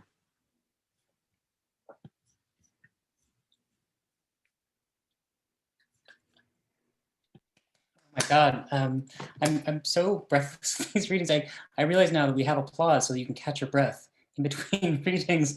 There's something about this, it's so overwhelming. You were talking about it being a reunion, but I feel like I've completely transformed into that star emoji where I'm just starstruck. But my official capacities, I want to send my thanks to Christopher Funkhouser for introducing that recording of Mary Baraka, to Edwin Torres and Kimiko Hahn for those extraordinary readings. It is now my pleasure to introduce Maria Damon, who will read from XCP number 12 on ethnographic pastiche, that issue. Following that, we'll hear from Bob Holman, who contributed to XCP's 13's special focus on Poets Theater, People's Theater. And then finally, for number 14, I'm honored to introduce Stacy Szymaszek for XCP 14, which was entitled Third Millennium Red. Okay, am I good to go? Yes, okay. I looked today or yesterday at Mark's invitation, and he actually asked me to say a few words about XCP and maybe read a poem by John Wieners. So that's what I'm gonna do. And I am incredibly thrilled that this is happening. So thank you, everybody, all the readers, Mark, Danny, and Harris. And Mark mentioned the conference that we had in 1997. That continues to be a poetic high point for me. And also co-publishing this book by Kamau Brathwaite, Conversations with Nathaniel Mackey, with Mark and XCP, and also Christopher Funkhouser of We Press. The money from the conference actually subsidized the publication of that book. So I am really, for years that's been like, I can die now, I've done something really, I've done something good. So what else do I want to say? Yeah, that conference was really, it was a real workout. And also it was thrilling, and it brought me in touch with so many people who have been part of my life since then, and particularly Mark. As a few people have mentioned, Mark has a kind of uncanny instinct for what he asked people to contribute and how he asked people to contribute things. And he also takes risks and publishes stuff that nobody else would publish. So I published a couple of essays in XCP that I'm really proud of, but which nobody else would have published. The first was on when the New Eurekan Poets Cafe touring group came to the Twin Cities. And that's when I met Edwin and Bob Holman and also Tracy Morris. And Mark took that piece without, it was like, that was just, wow, I got to write what I wanted to write, and about what I wanted to write, and the kinds of writers I wanted to write about. And the other piece was a piece, I don't know much about ethnography, but it interests me. So the other piece was about ethnography and the lyric, and it was about Bronislaw Malinowski, Bob Kaufman, John Wieners, and to a much lesser extent, W.E.B. Du Bois. And, I got to do that. And it was really a radical thing for me to be able to experiment. The other thing that Mark has this uncanny intuition about is book reviews. He asked me to review a few books, one of them by the aforementioned John Wieners, and consequently, I've written a lot more about John Wieners, so I have Mark to thank for that. And also he asked me to review a book by Adina Karasik, and Adina and I have now become collaborators. This is like, so the seed was planted 20-something years ago. That is one of the ways in which XCP has been personally revolutionizing and creatively galvanizing for me. Also, one of those, I have to admit that these many meals in Minneapolis that Mark and I spent talking about literary matters were often me panicking and having anxiety about writing a paper and talking it through with Mark. And Mark saying, you might want to look at this, you might want to look at that. And then a path would open up. So thank you, Mark. It's been also really beautiful to see how your life has evolved in the last 23 years or so. And the projects that you're doing now are so beautiful. Anyway, I'm going to read a poem by John Wieners. And because I chose this, it's called Poem for Trapped Creatures, because we've all been kind of trapped for the last 11 months. And I also want to read this in honor of some of the XCP people that we have lost, among them Amiri Baraka, Adrian Rich, Kemal Brathwaite, and Solomon Deresa, who was an Ethiopian poet, Amharic language poet who lived in the Twin Cities and who also was published in XCP. Okay, so let me toggle this. Okay, a poem for trapped things. This morning with a blue flame burning, this thing wings its way in. Wind shakes the edges of its yellow being, gasping for breath, living for the instant, climbing up the black border of the window. Why do you want out? I sit in pain, a red robe among debris. You bend and climb, extending antennae. I know the butterfly is my soul grown weak from battle, a giant fan on the back of a beetle. a caterpillar chrysalis that seeks a new home apart from this room and will disappear from sight at the pulling of invisible strings. Yet so tenuous, so fine this thing is. I'm sitting on the hard bed. We could vanish from sight like the puff of an invisible cigarette. Furred chest, ragged silk under wings beating against the glass no one will open. The blue diamonds on your back are too beautiful to do away with. I watch you all morning long with my hand over my mouth. Thank you.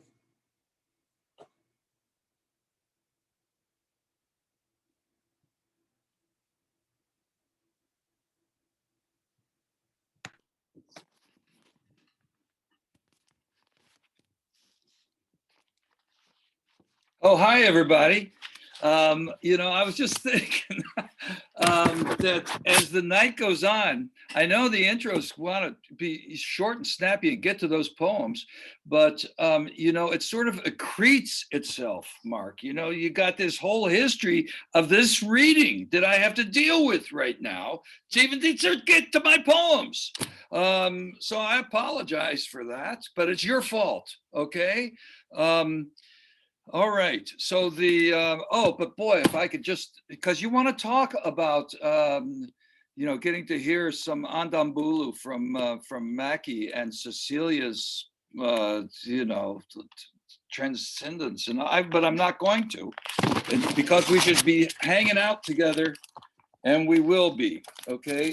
So from the Poets Theater, I take my inspiration from Artaud, who always would never write a play unless it was unproducible, which makes it all the better when you produce it. This one is called, elegantly, Apocalypse Eternity. And the characters are God, Child, Snake, Earth, and putting in a cameo, eternity. Okay. God, in the beginning, I was thinking of something which rapidly disintegrated. Boy, hello. Snake, pleasant evening. Earth, happiness, eternity, dances.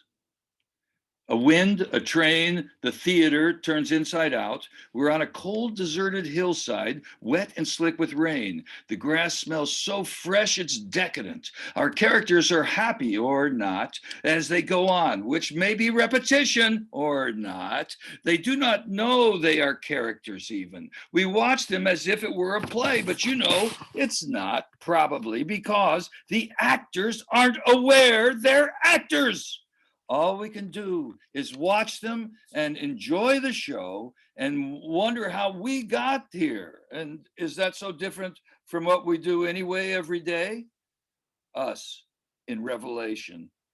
Apocalypse Eternity! And need I add, the end. Okay. So that was Apocalypse Eternity. A lot of the work I've been doing with languages, endangered languages, comes from the inspiration of what's gone on with XCP.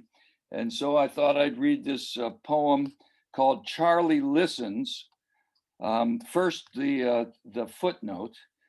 Charlie Amangulda, last speaker of Amardak, had sung his spirit language songs thousands of times, but the first time it was recorded, it was a different story.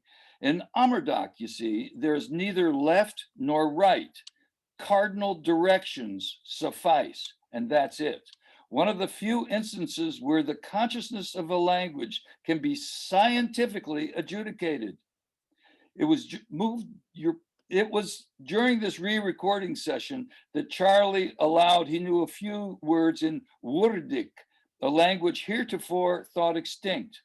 Sometimes the cameras do create a moment. Mabarang, now we've got it. Charlie listens. Put earbud in west ear. Other earbud in east ear. Charlie listens. Clapsticks, Didge, now your voice, recorded yesterday, Mount Borrowdale in Amerdock. You're the last speaker. Here, your voice doesn't sound so good. You sang good, but the recording was no good. Could you sing it now, Charlie, please? Charlie nods. Charlie listens. Clapsticks, Didge, now your voice, please, now. Charlie listens. Okay, Charlie, we need you to sing now. Charlie nods, he listens. Cue Charlie, listens. Get cousin Jamesy. Jamesy tells Charlie. Charlie listens. Get headphone splitter. Jamesy puts on headphones. Charlie and Jamesy listen. Clapsticks, Didge, Charlie's voice. Jamesy sings a little. Charlie looks at Jamesy. Okay. Charlie listens. Okay, Jamesy now speaks Awajo with Charlie. Okay, Charlie listens. Charlie nods. Okay, Jamesy looks at Charlie. Okay, clapsticks and fingers. Okay, Charlie listens. Didge. Okay, now Charlie sings Mabarang. Thank you. Thank you all for this reading.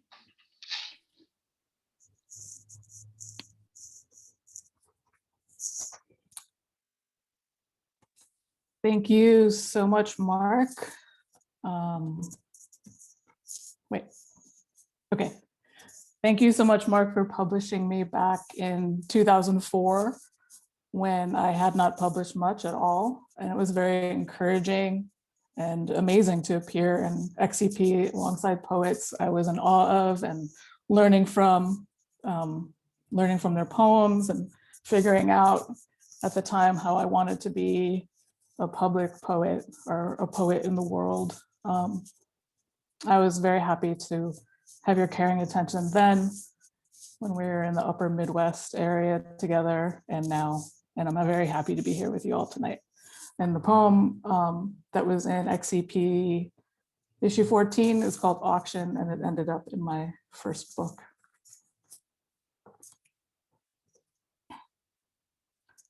One sketch of the stormy petrel. One set of clothes not to be worn during the voyage. One log of the harm that came. You miss a man so much. Music for Hall on the bowline. Slop chest. Small stuff. Prayer book. Greenlander with a stitch through his nose, coin in his mouth, his custody.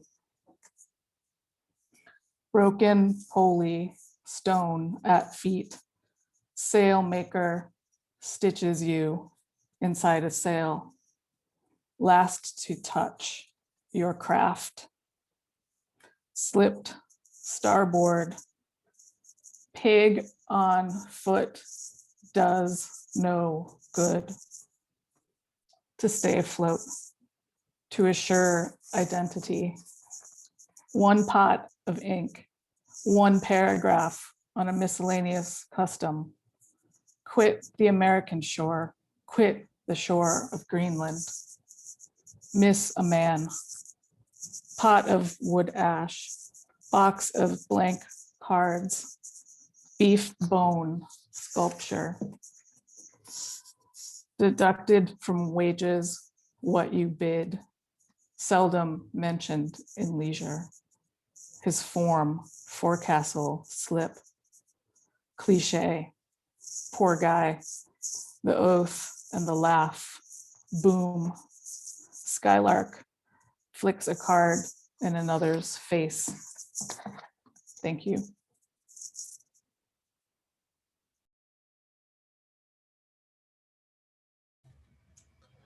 Enormous thanks to Maria Damon, Bob Holman, and Stacy Szymaszek. I want to, in thinking about what to do with these introductions, I wanted to put so many epithets in front of everybody. Great, formidable, astonishing. And we had to sort of restrain ourselves from adding them on all. So I want you to just hear all of those words before each name that I'm going to say now. For issue XCP 1516, a double omnibus issue, what we're going to hear first from issue number 15, State Capital. We'll hear from Tei Yamashita, and second from Jeff Derksen, and then we'll hear two readers from issue number 16 titled Word, which was a keyword lexicon with over 100 contributors in the spirit of Raymond Williams. And here to join us will be Sesshu Foster, followed by James Thomas Stevens. So now to Tei Yamashita. Thanks. Hello, thank you. Thank you, Mark. Thank you so much. It's really great to see you. And it reminded me that I think I met you in Minneapolis through Coffee House Press and Alan Kornblum. So a long time ago. Yeah, it's a good memory. So this is a story called The Bread Machine, and I'm going to just read the first part of it.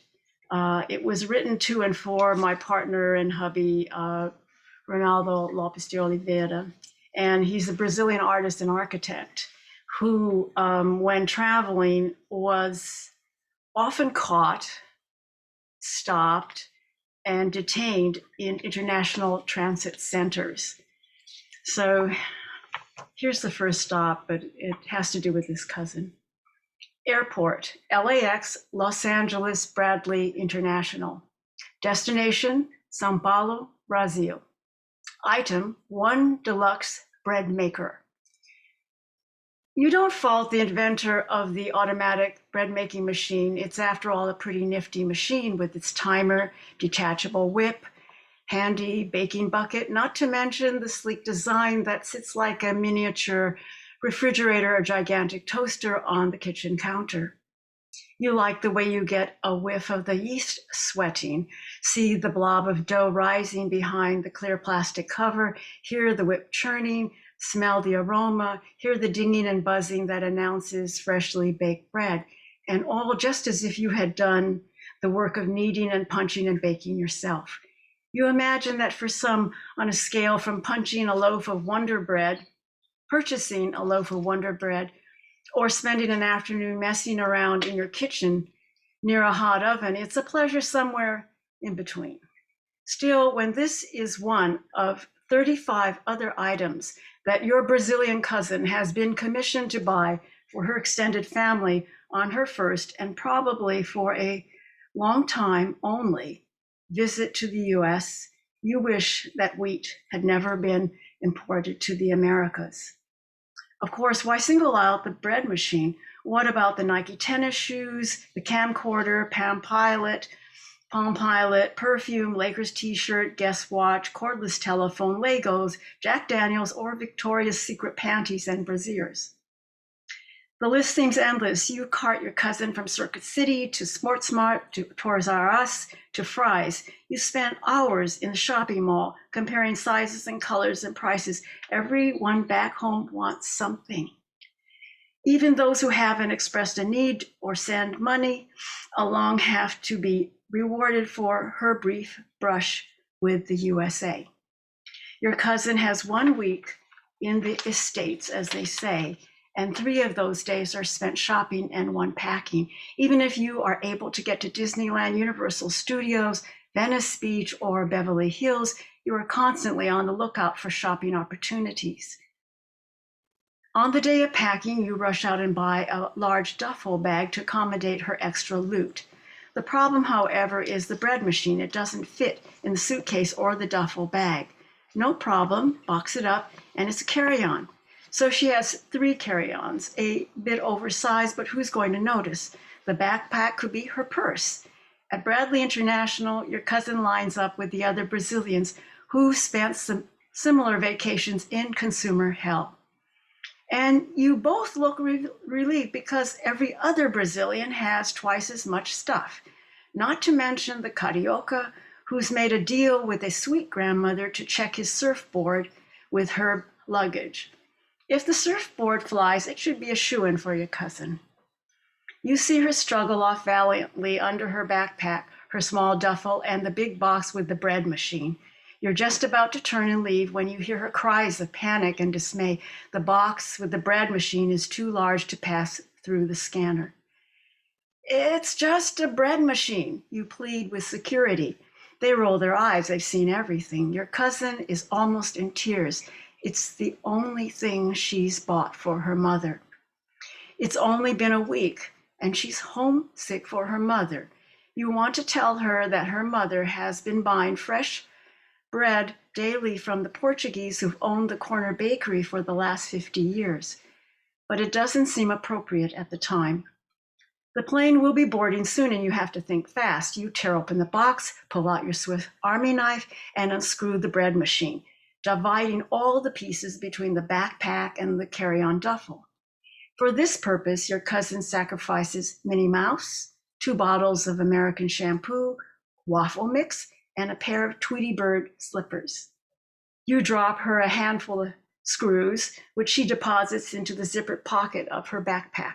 No problem, you reassure her, even though you wonder what the reassembled bread machine will look and work like on the other side.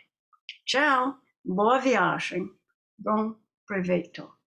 She's finally off, but you sigh, remembering, oh, I'm going to stop there. Thank you.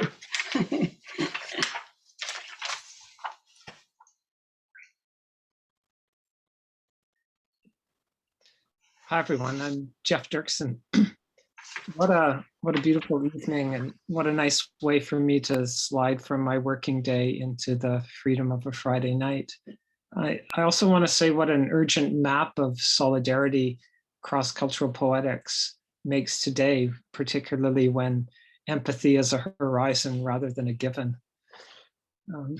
More so than any other collective I've been involved in, collectives in space, collectives on paper, XCP's been for me a model of a way to be together with people. So I just want to really signal my respect and love for Mark and Lisa and Fred and everyone here tonight. It's really fabulous to feel that solidarity well up again. Then 1997 Cross-Cultural Poetics Conference was for me a really important moment as well. And I'd like to recognize Roy Meeke and his phenomenal presence over decades and decades of cross-cultural thinking and cross-cultural poetics. And I think also Mark, for me, the time that we spent together in Minneapolis when I had that kind of fabulous job there was such a formative time for me. And, when we found out that we were brothers from another mother, it was just such a wonderful moment. And we got to hang out so much and to plan our lives together in some ways for the future too. So what a great evening for me to be here. Thanks.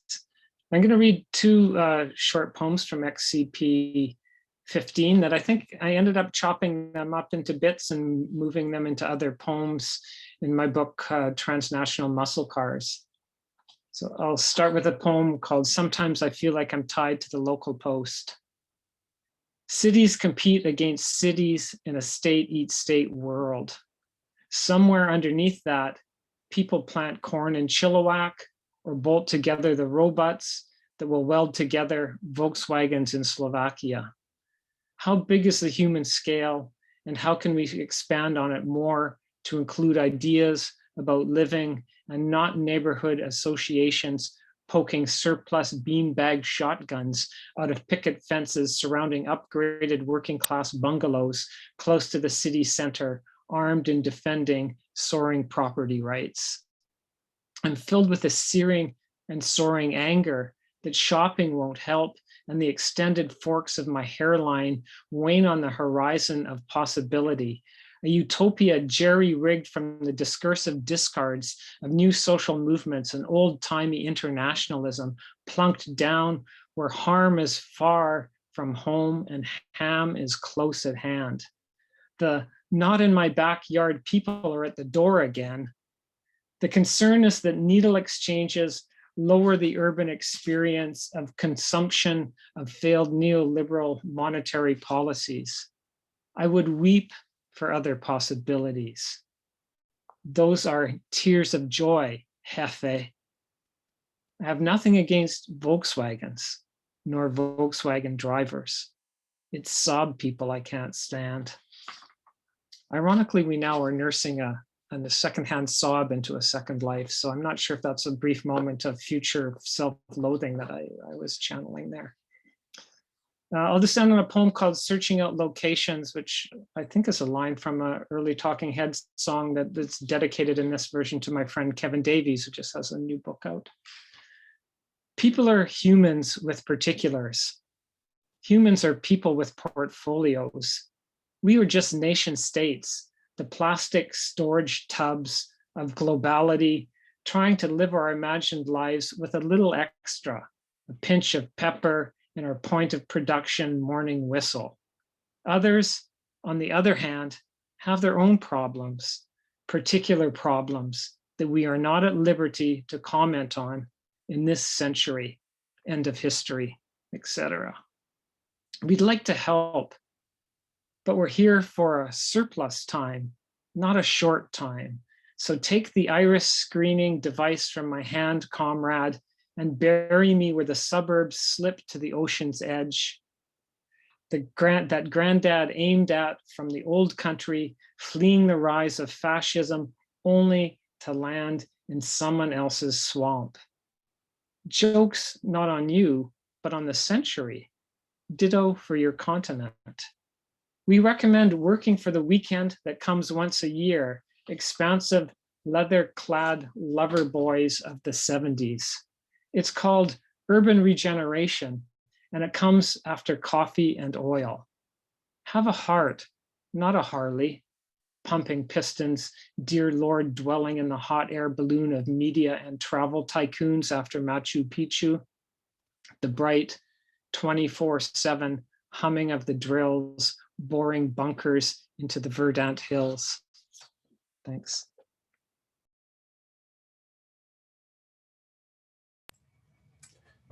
Thanks so much for that, Karen and Jeff. And sorry to say we lost Sesshu Foster, but I'm very pleased to welcome James Thomas Stevens.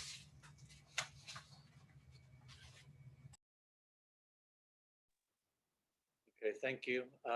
And I have to say, after all the many Zoom hours that we've all put in, I'm sure this meeting has felt the least Zoom-like to me. So I'm very thankful for that. Actually feels like being among friends. And thank you to Mark and your friendship and for all you've done with writers. For some reason, you're forever in my mind in Talking Leaves bookstore in Buffalo. So even when an email pops up for me, I picture you sending it from Talking Leaves. You just stuck in my mind that way from seeing you there so many times.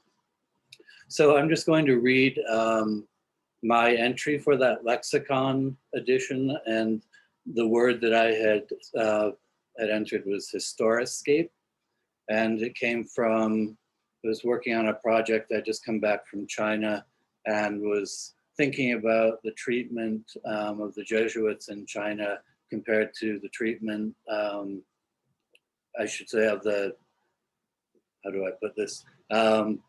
The treatment of Native Americans in Canada and Upper New York State compared to the treatment of the Jesuits and the Chinese. And I needed a word, so historiscape is the entry. Historiscape. In Western civilization, discounting Native America, the far West, and Asia, the far East, the landscape is viewed and charted through topographical and geographical sciences. This negates both the Native American view of landscape as storyboard and the Asian geomantic landscape based on the made landscape of auspicious character. When Jesuits and trappers questioned natives in New France regarding descriptions of place, they were informed of what had happened in that place, not of the land's physical detail. Early Anishinaabe maps on birch bark depict basically straight lines with events depicted along the way. A boat on a lake might appear larger than the lake itself, the journey being the thing of importance. This was a source of frustration to early French mappers. Similarly, when Matteo Ricci and his Jesuit scholar missionaries reviewed extant maps in China, They were troubled by renderings of landscapes based on the Chinese traditions of Kanyu and Feng Shui, formulated to create pleasing geomantic spaces. Places could be resituated to create auspicious geographical situations. In part, this approach to mapping was due to the fact that the written word remained the primary source of representational authority. As philosopher Wang Bi wrote in the 3rd century, image is what brings out meaning, word is what clarifies image. Historiscape incorporates the history of the land as lived by its people, as well as the function of the land in the inhabitants' cosmology, ultimately creating an accurate rendering of the experienced space and linking it to that of the empirically charted physical one. Thank you.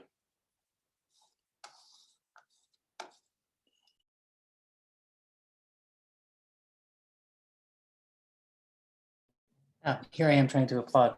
Thank you so much. Thank you, Karen Tei Yamashita, Jeff Derksen, and James Thomas Stevens for this remarkable last group of readings.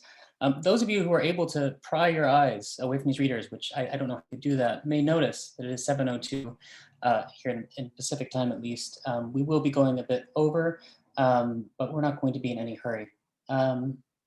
So that said, it is my tremendous honor to introduce our penultimate set of readers.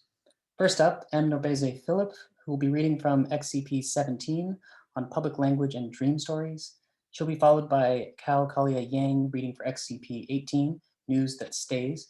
And third, we're honored to welcome Kazim Ali reading for XCP 19, Yet Citizen Are You. With that, I will hand it over to NourbeSe Philip.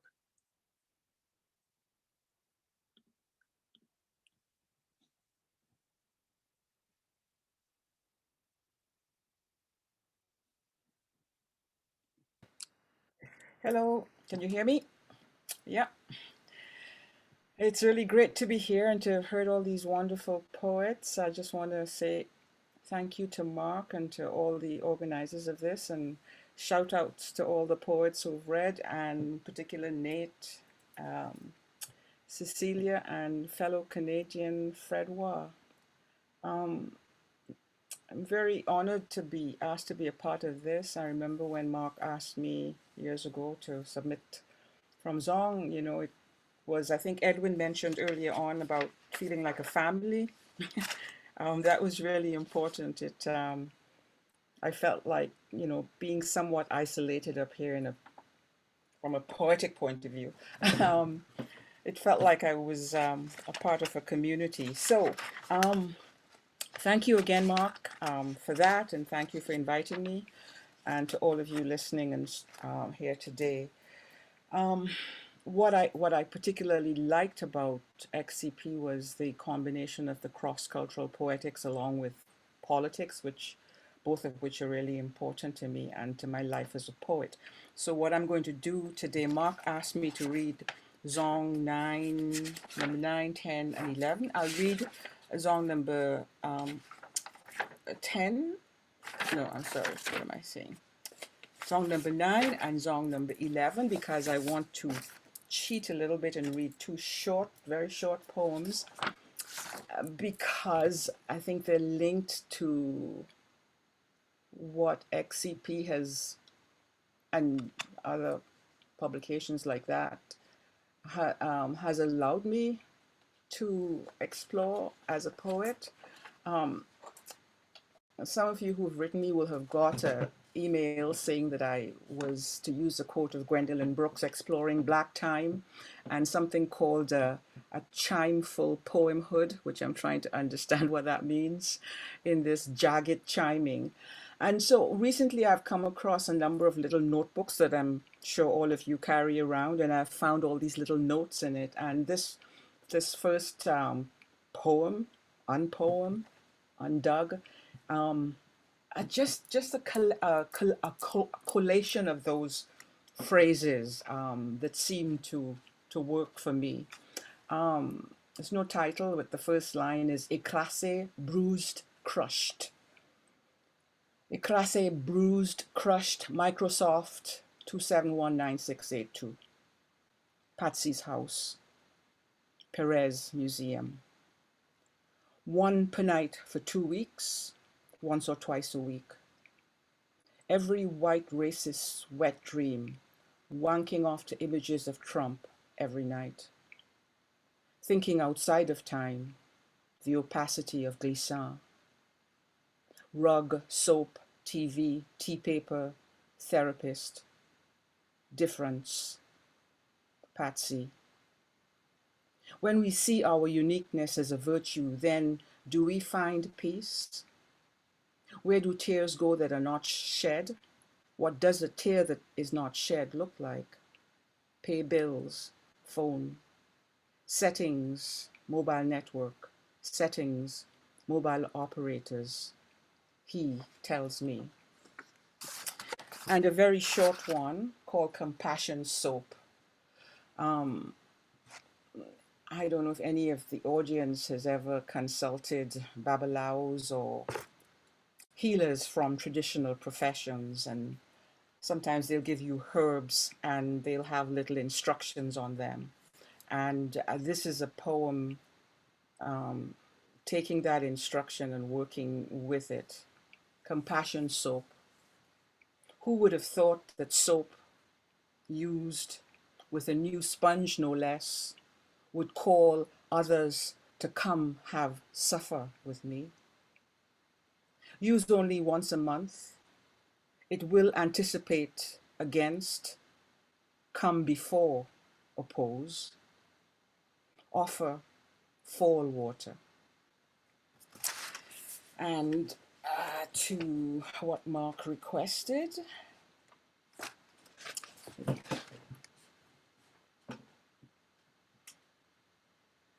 Zong number 9. Slaves to the order and destroyed. The circumstance in fact, the property in subject, the subject in creature, the loss in underwriter, to the fellow in Negro, the sustenance in want. Rufaro, Uunmina, Nashise, Nafuna, Aura. The arrived in vessel, the weight in provisions, the suffered in die, the me in become. Kesi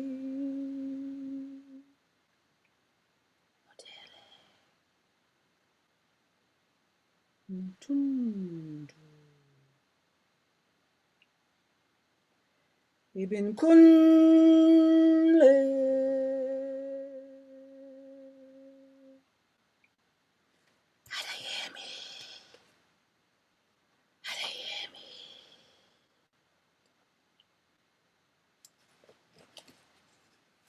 This one, very short, I'm going to read twice and you'll see why I'll do it.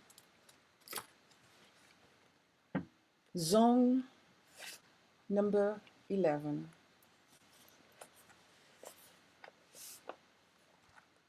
Suppose the law is not, does not,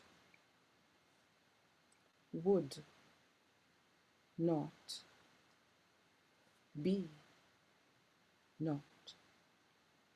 Suppose the law not a crime. Suppose the law a loss. Suppose the law, suppose. Nomble, Falope, Bisuga, Nuru, Chimwala, Sala. Suppose the law is not Nomble,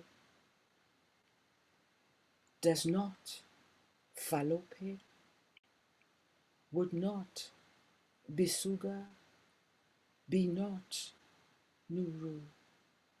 Suppose the law not Chimwala, a crime. Suppose the law a loss, Sala. Suppose the law, suppose.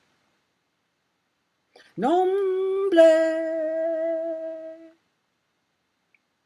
Falope. Suppose the law Bisuga. Suppose the law Nuru. Suppose the law Chimwala. Suppose the law Sala. Suppose. Thank you.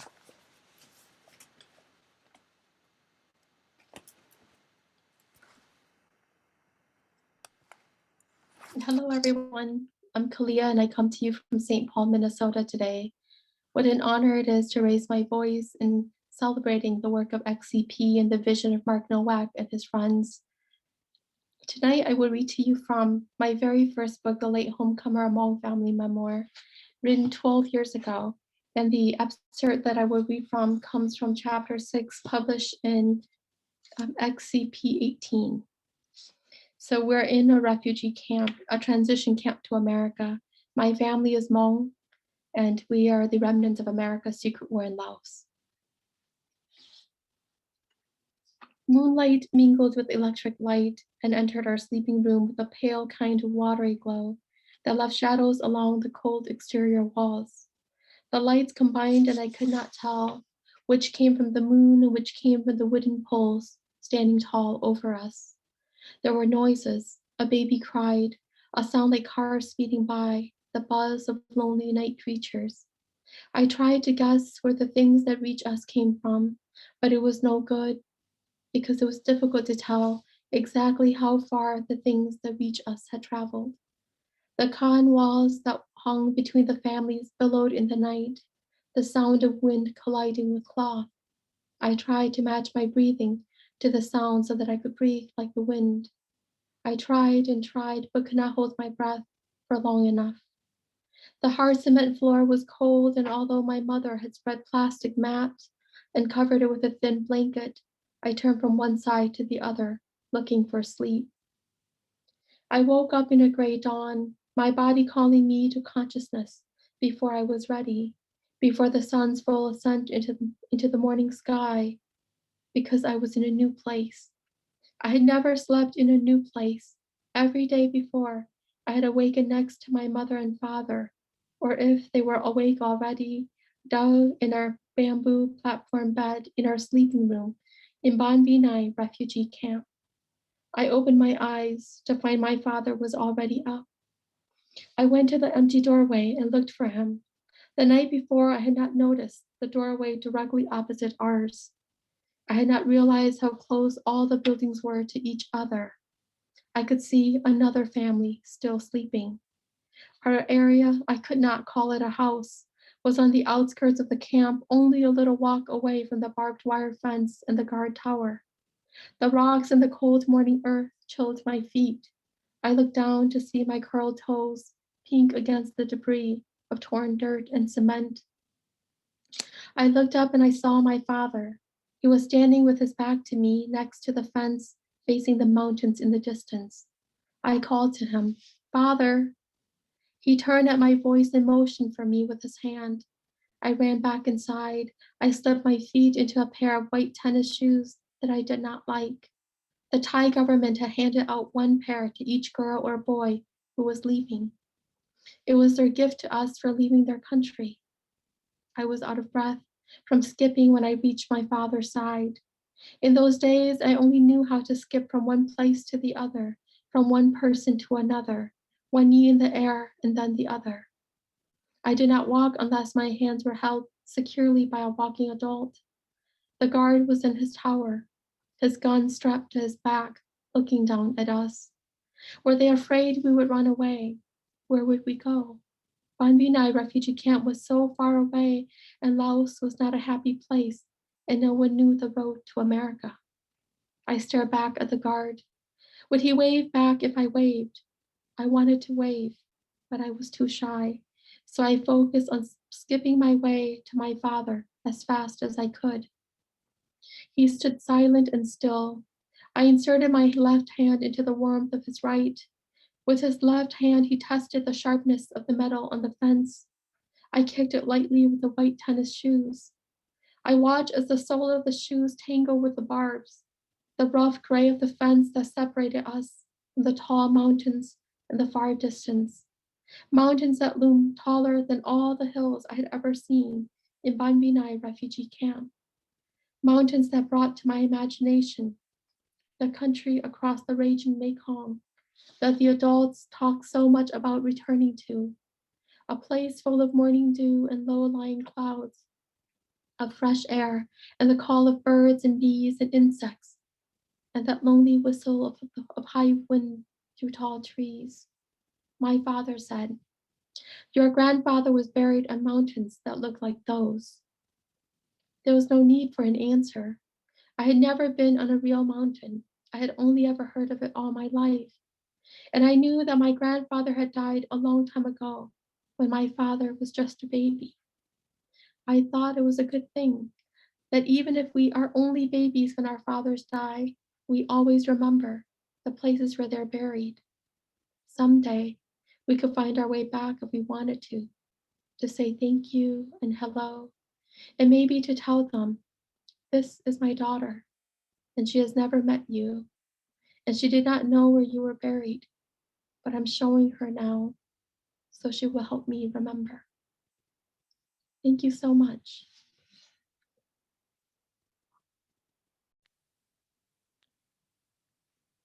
Thank you so much, everybody. That was so beautiful to listen to. Like many of you, I was a young kitty. Wow. When I first started publishing in XCP, and Mark and Diane and Maria and all the people. I mean, this is such a chorus of voices. I just want to hang out with you guys like every Friday evening. Would be really fun. This is like many of you, like Kimiko said also, I published when I started writing something off the pale that I didn't understand, and it was XCP. I published in it first. And so this chapter, it then went on to become a book called Bright Felon, Autobiography in Cities, which is sort of a memoir, I guess you would say, of my life of sorts. And this was the first chapter, and it was the first chapter that was published, and it appeared in XCP, and it's called Cairo. And I too am going to excerpt it, except I'm going to excerpt it all the way through. So I've just made a cut. I made like a condensed version, the radio edit. And so that's what I'm going to read to you. Cairo. In Egypt, I asked why words exist we cannot pronounce. Asked as Egyptian people mispronounced words like Egypt, pyramid, Sphinx. Where are you from? The young tourist police officer asked me at the gate of the Egyptian museum. I'm Indian, I say, nervous by how close his face is to mine.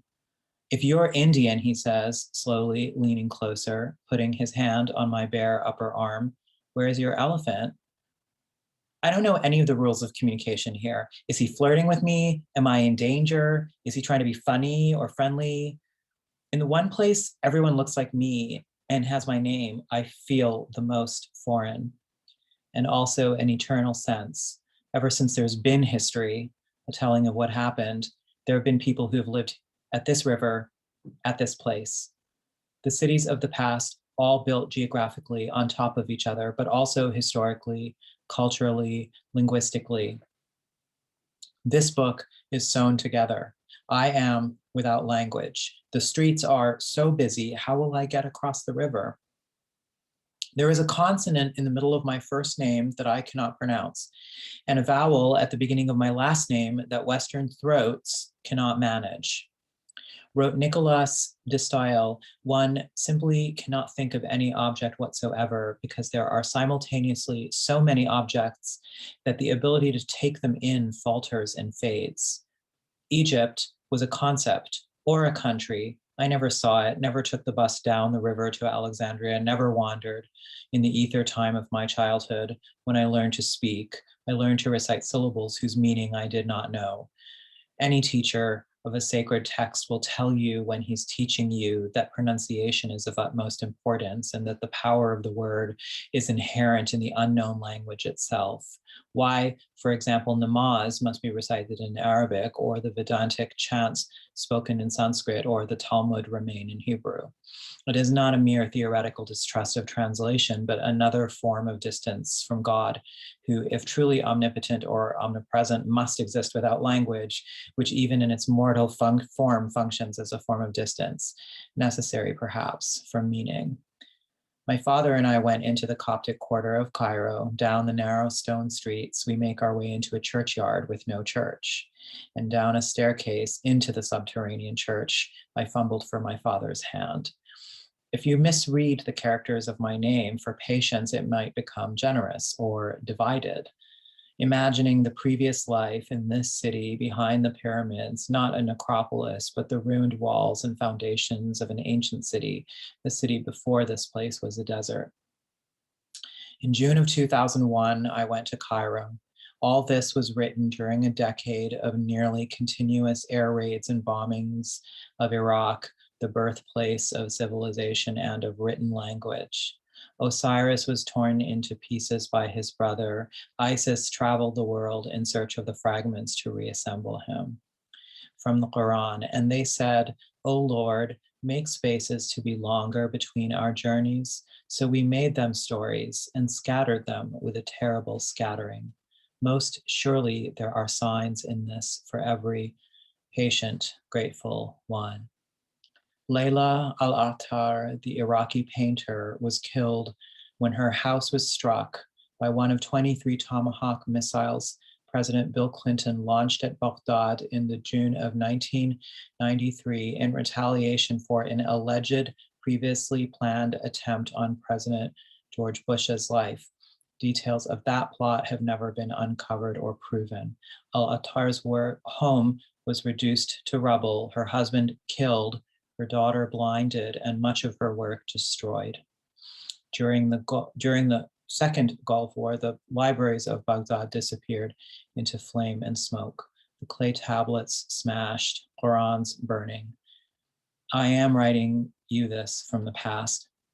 Susan Howe wrote, "And what is left when spirits have fled from holy places."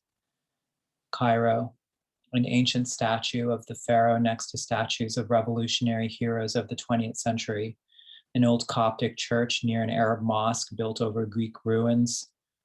A ruined Roman aqueduct threads its way from the Nile to the citadel of the Turks. Susan Howe, I thought I stood on the shores of a history of the world where forms of wildness brought up by memory become desire and multiply. Yet, the hieroglyph does not unfigure. At a time when brutal strategy is employed in a war against the Arab people in the name of Western financial interests, I went into the city looking for untranslatable icons. The Egyptian people, having Arab tongues, cannot correctly pronounce particular words that have been tied into their mouths. For example, pyramid, sphinx, Egypt. My language buckled into my mouth and unbuckled itself. How, again, in the machinery of injustice, my whole being is vision. As for me, faltering perhaps, fading for sure, though I mispronounce myself, I will speak. Thank you.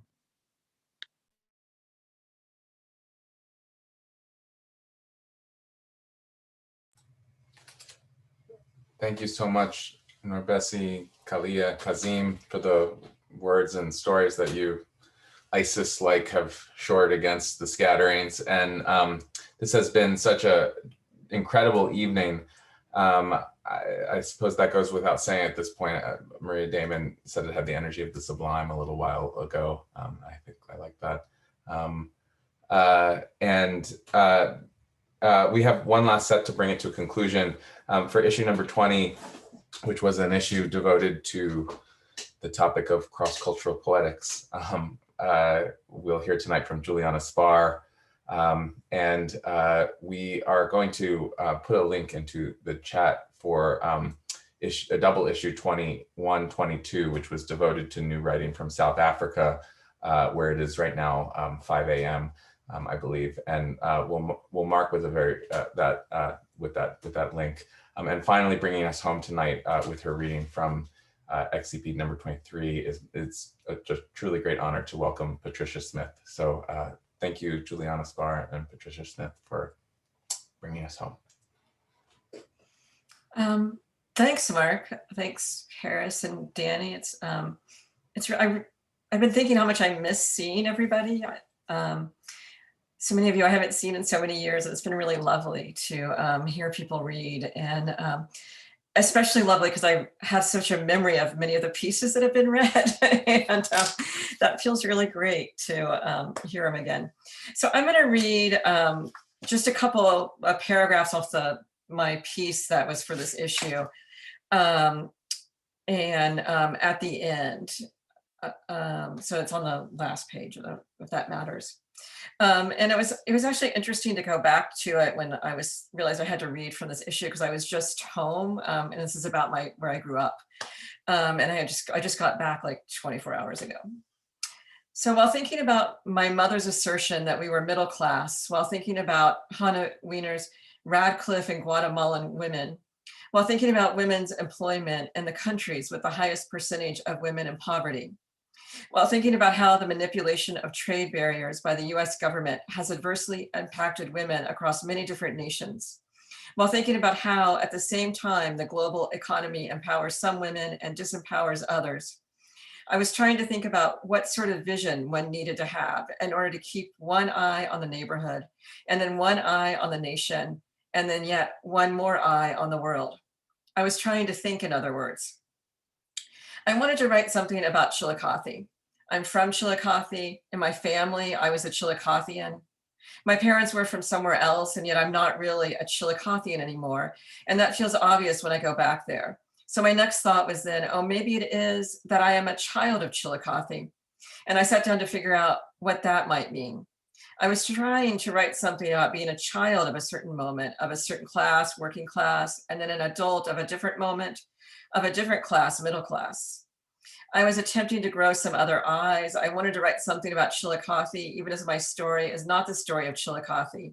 Even as Chillicothe and me both benefit from the economic incentives that Lyndon B. Johnson's 1964 War on Poverty allocates to Appalachia. Even as I take these incentives and I leave town and benefit from globalization in numerous ways. Even as I continue to benefit, even as Chillicothe's fortunes dwindle a few years after NAFTA when its industries go south. Each morning, I tried to develop a multi-eye focus. I would sit down at my desk and go into a trance and write down whatever came up. I left Chillicothe more or less for good when I was 21, so I ended up with a lot of childhood memories, most of them personally pleasant. I kept these totems in a file, and when I got tired of gathering them, I would try to rebuild the town from the outside, from statistics, and I would arrange all these parts of Chillicothe in various patterns and try to see what sort of place the various patterns made. Thank you.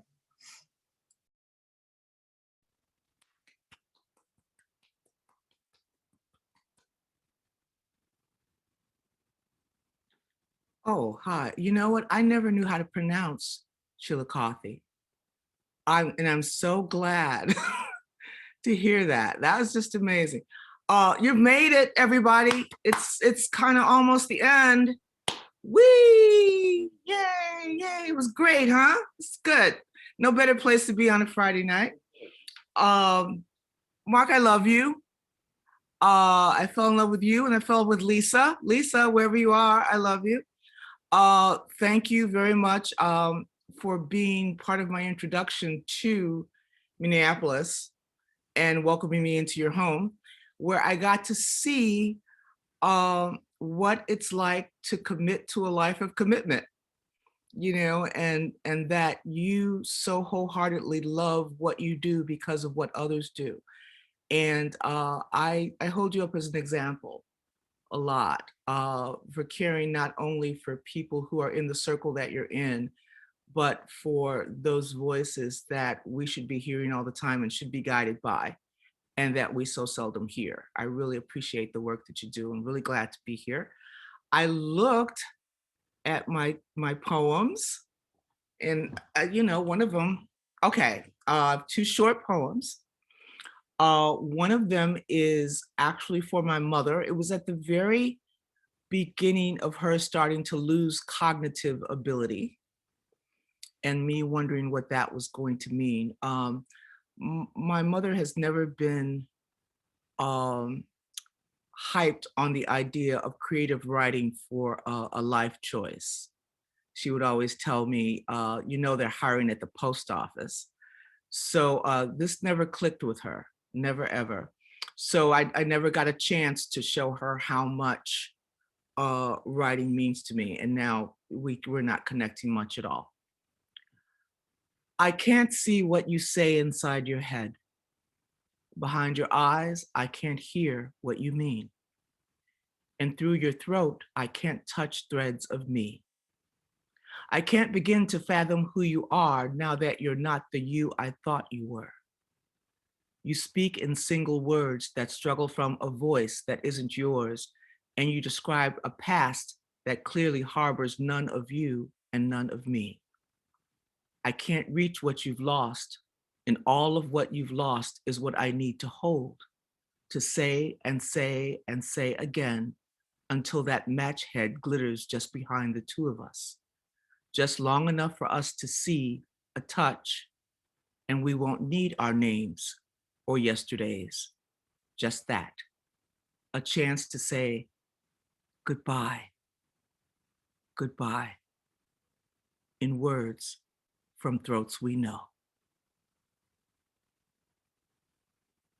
And I have one more that I wrote. I went to South Africa the year that Mandela was of the first free elections in 1994. And I got there and I was really looking for Africa. And I remember, well, anyway, this is the poem. I tell my students not to do this. Don't tell what the poem is about and then do the poem. Just do the poem. Johannesburg, 1994. This is called, what is it called? Oh, Straightening the Kink. In the nurturing motherland I imagined, spiced smoke wafts from brass pots, and possibly hipped women carry homes on their heads. I expect blessed snakes of braid, sculpted knots, dripping dreads. But shelves in almost every store tout concoctions that promise to render hair free of curl and kink. And what are we to make of the skull and crossbones on the boxes? Giggling, thick-breasted teens are safely snapped into snug tees, touting the lightning-kissed logos of American soft drink companies, their feet wailing in fake hoop shoes, sporting humps, pistons, and flashing lights. The indicted mugs of Cali rappers glare from the front of knockoff Champion sweats. And every cream everywhere is the best, the very best, at whitening the skin. My anxious brown sisters wobble in heels and rush to burn the hair from their heads because there'll soon be a new man to woo. Democracy's sad cousin is flying in from the States, lounging smugly in first class. Nothing can keep him from grinning in his sleep. Thank you. Thank you, everybody. It's so nice to be here tonight. Thank you, Mark, so much. Amazing, amazing. I thought just phenomenal reading, everyone. I was thinking one of the things that is nice at the end of these events is to actually be able to hear at least one round of applause, which I think is a sound very much. So I want to invite all the panelists to unmute themselves. We can give one collective round of applause and bid our farewells. Thank you so much for coming. Thank you all.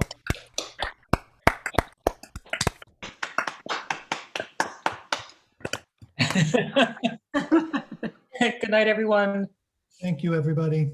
Good Look at night. all- Thanks, everyone. Thank you, everyone. Everyone. Love you. Wonderful. Thank you all. Most exhausting Zoom meeting I've ever been to. That's great. Beautiful, man. Beautiful. Let's have a reunion. Yeah, I'm telling Yeah, you. nice to see you all. Funkhouser, so great. Thanks, everyone. Lots of Yeah, love. likewise. Bye, Edwin. Bye. Hi. Bye.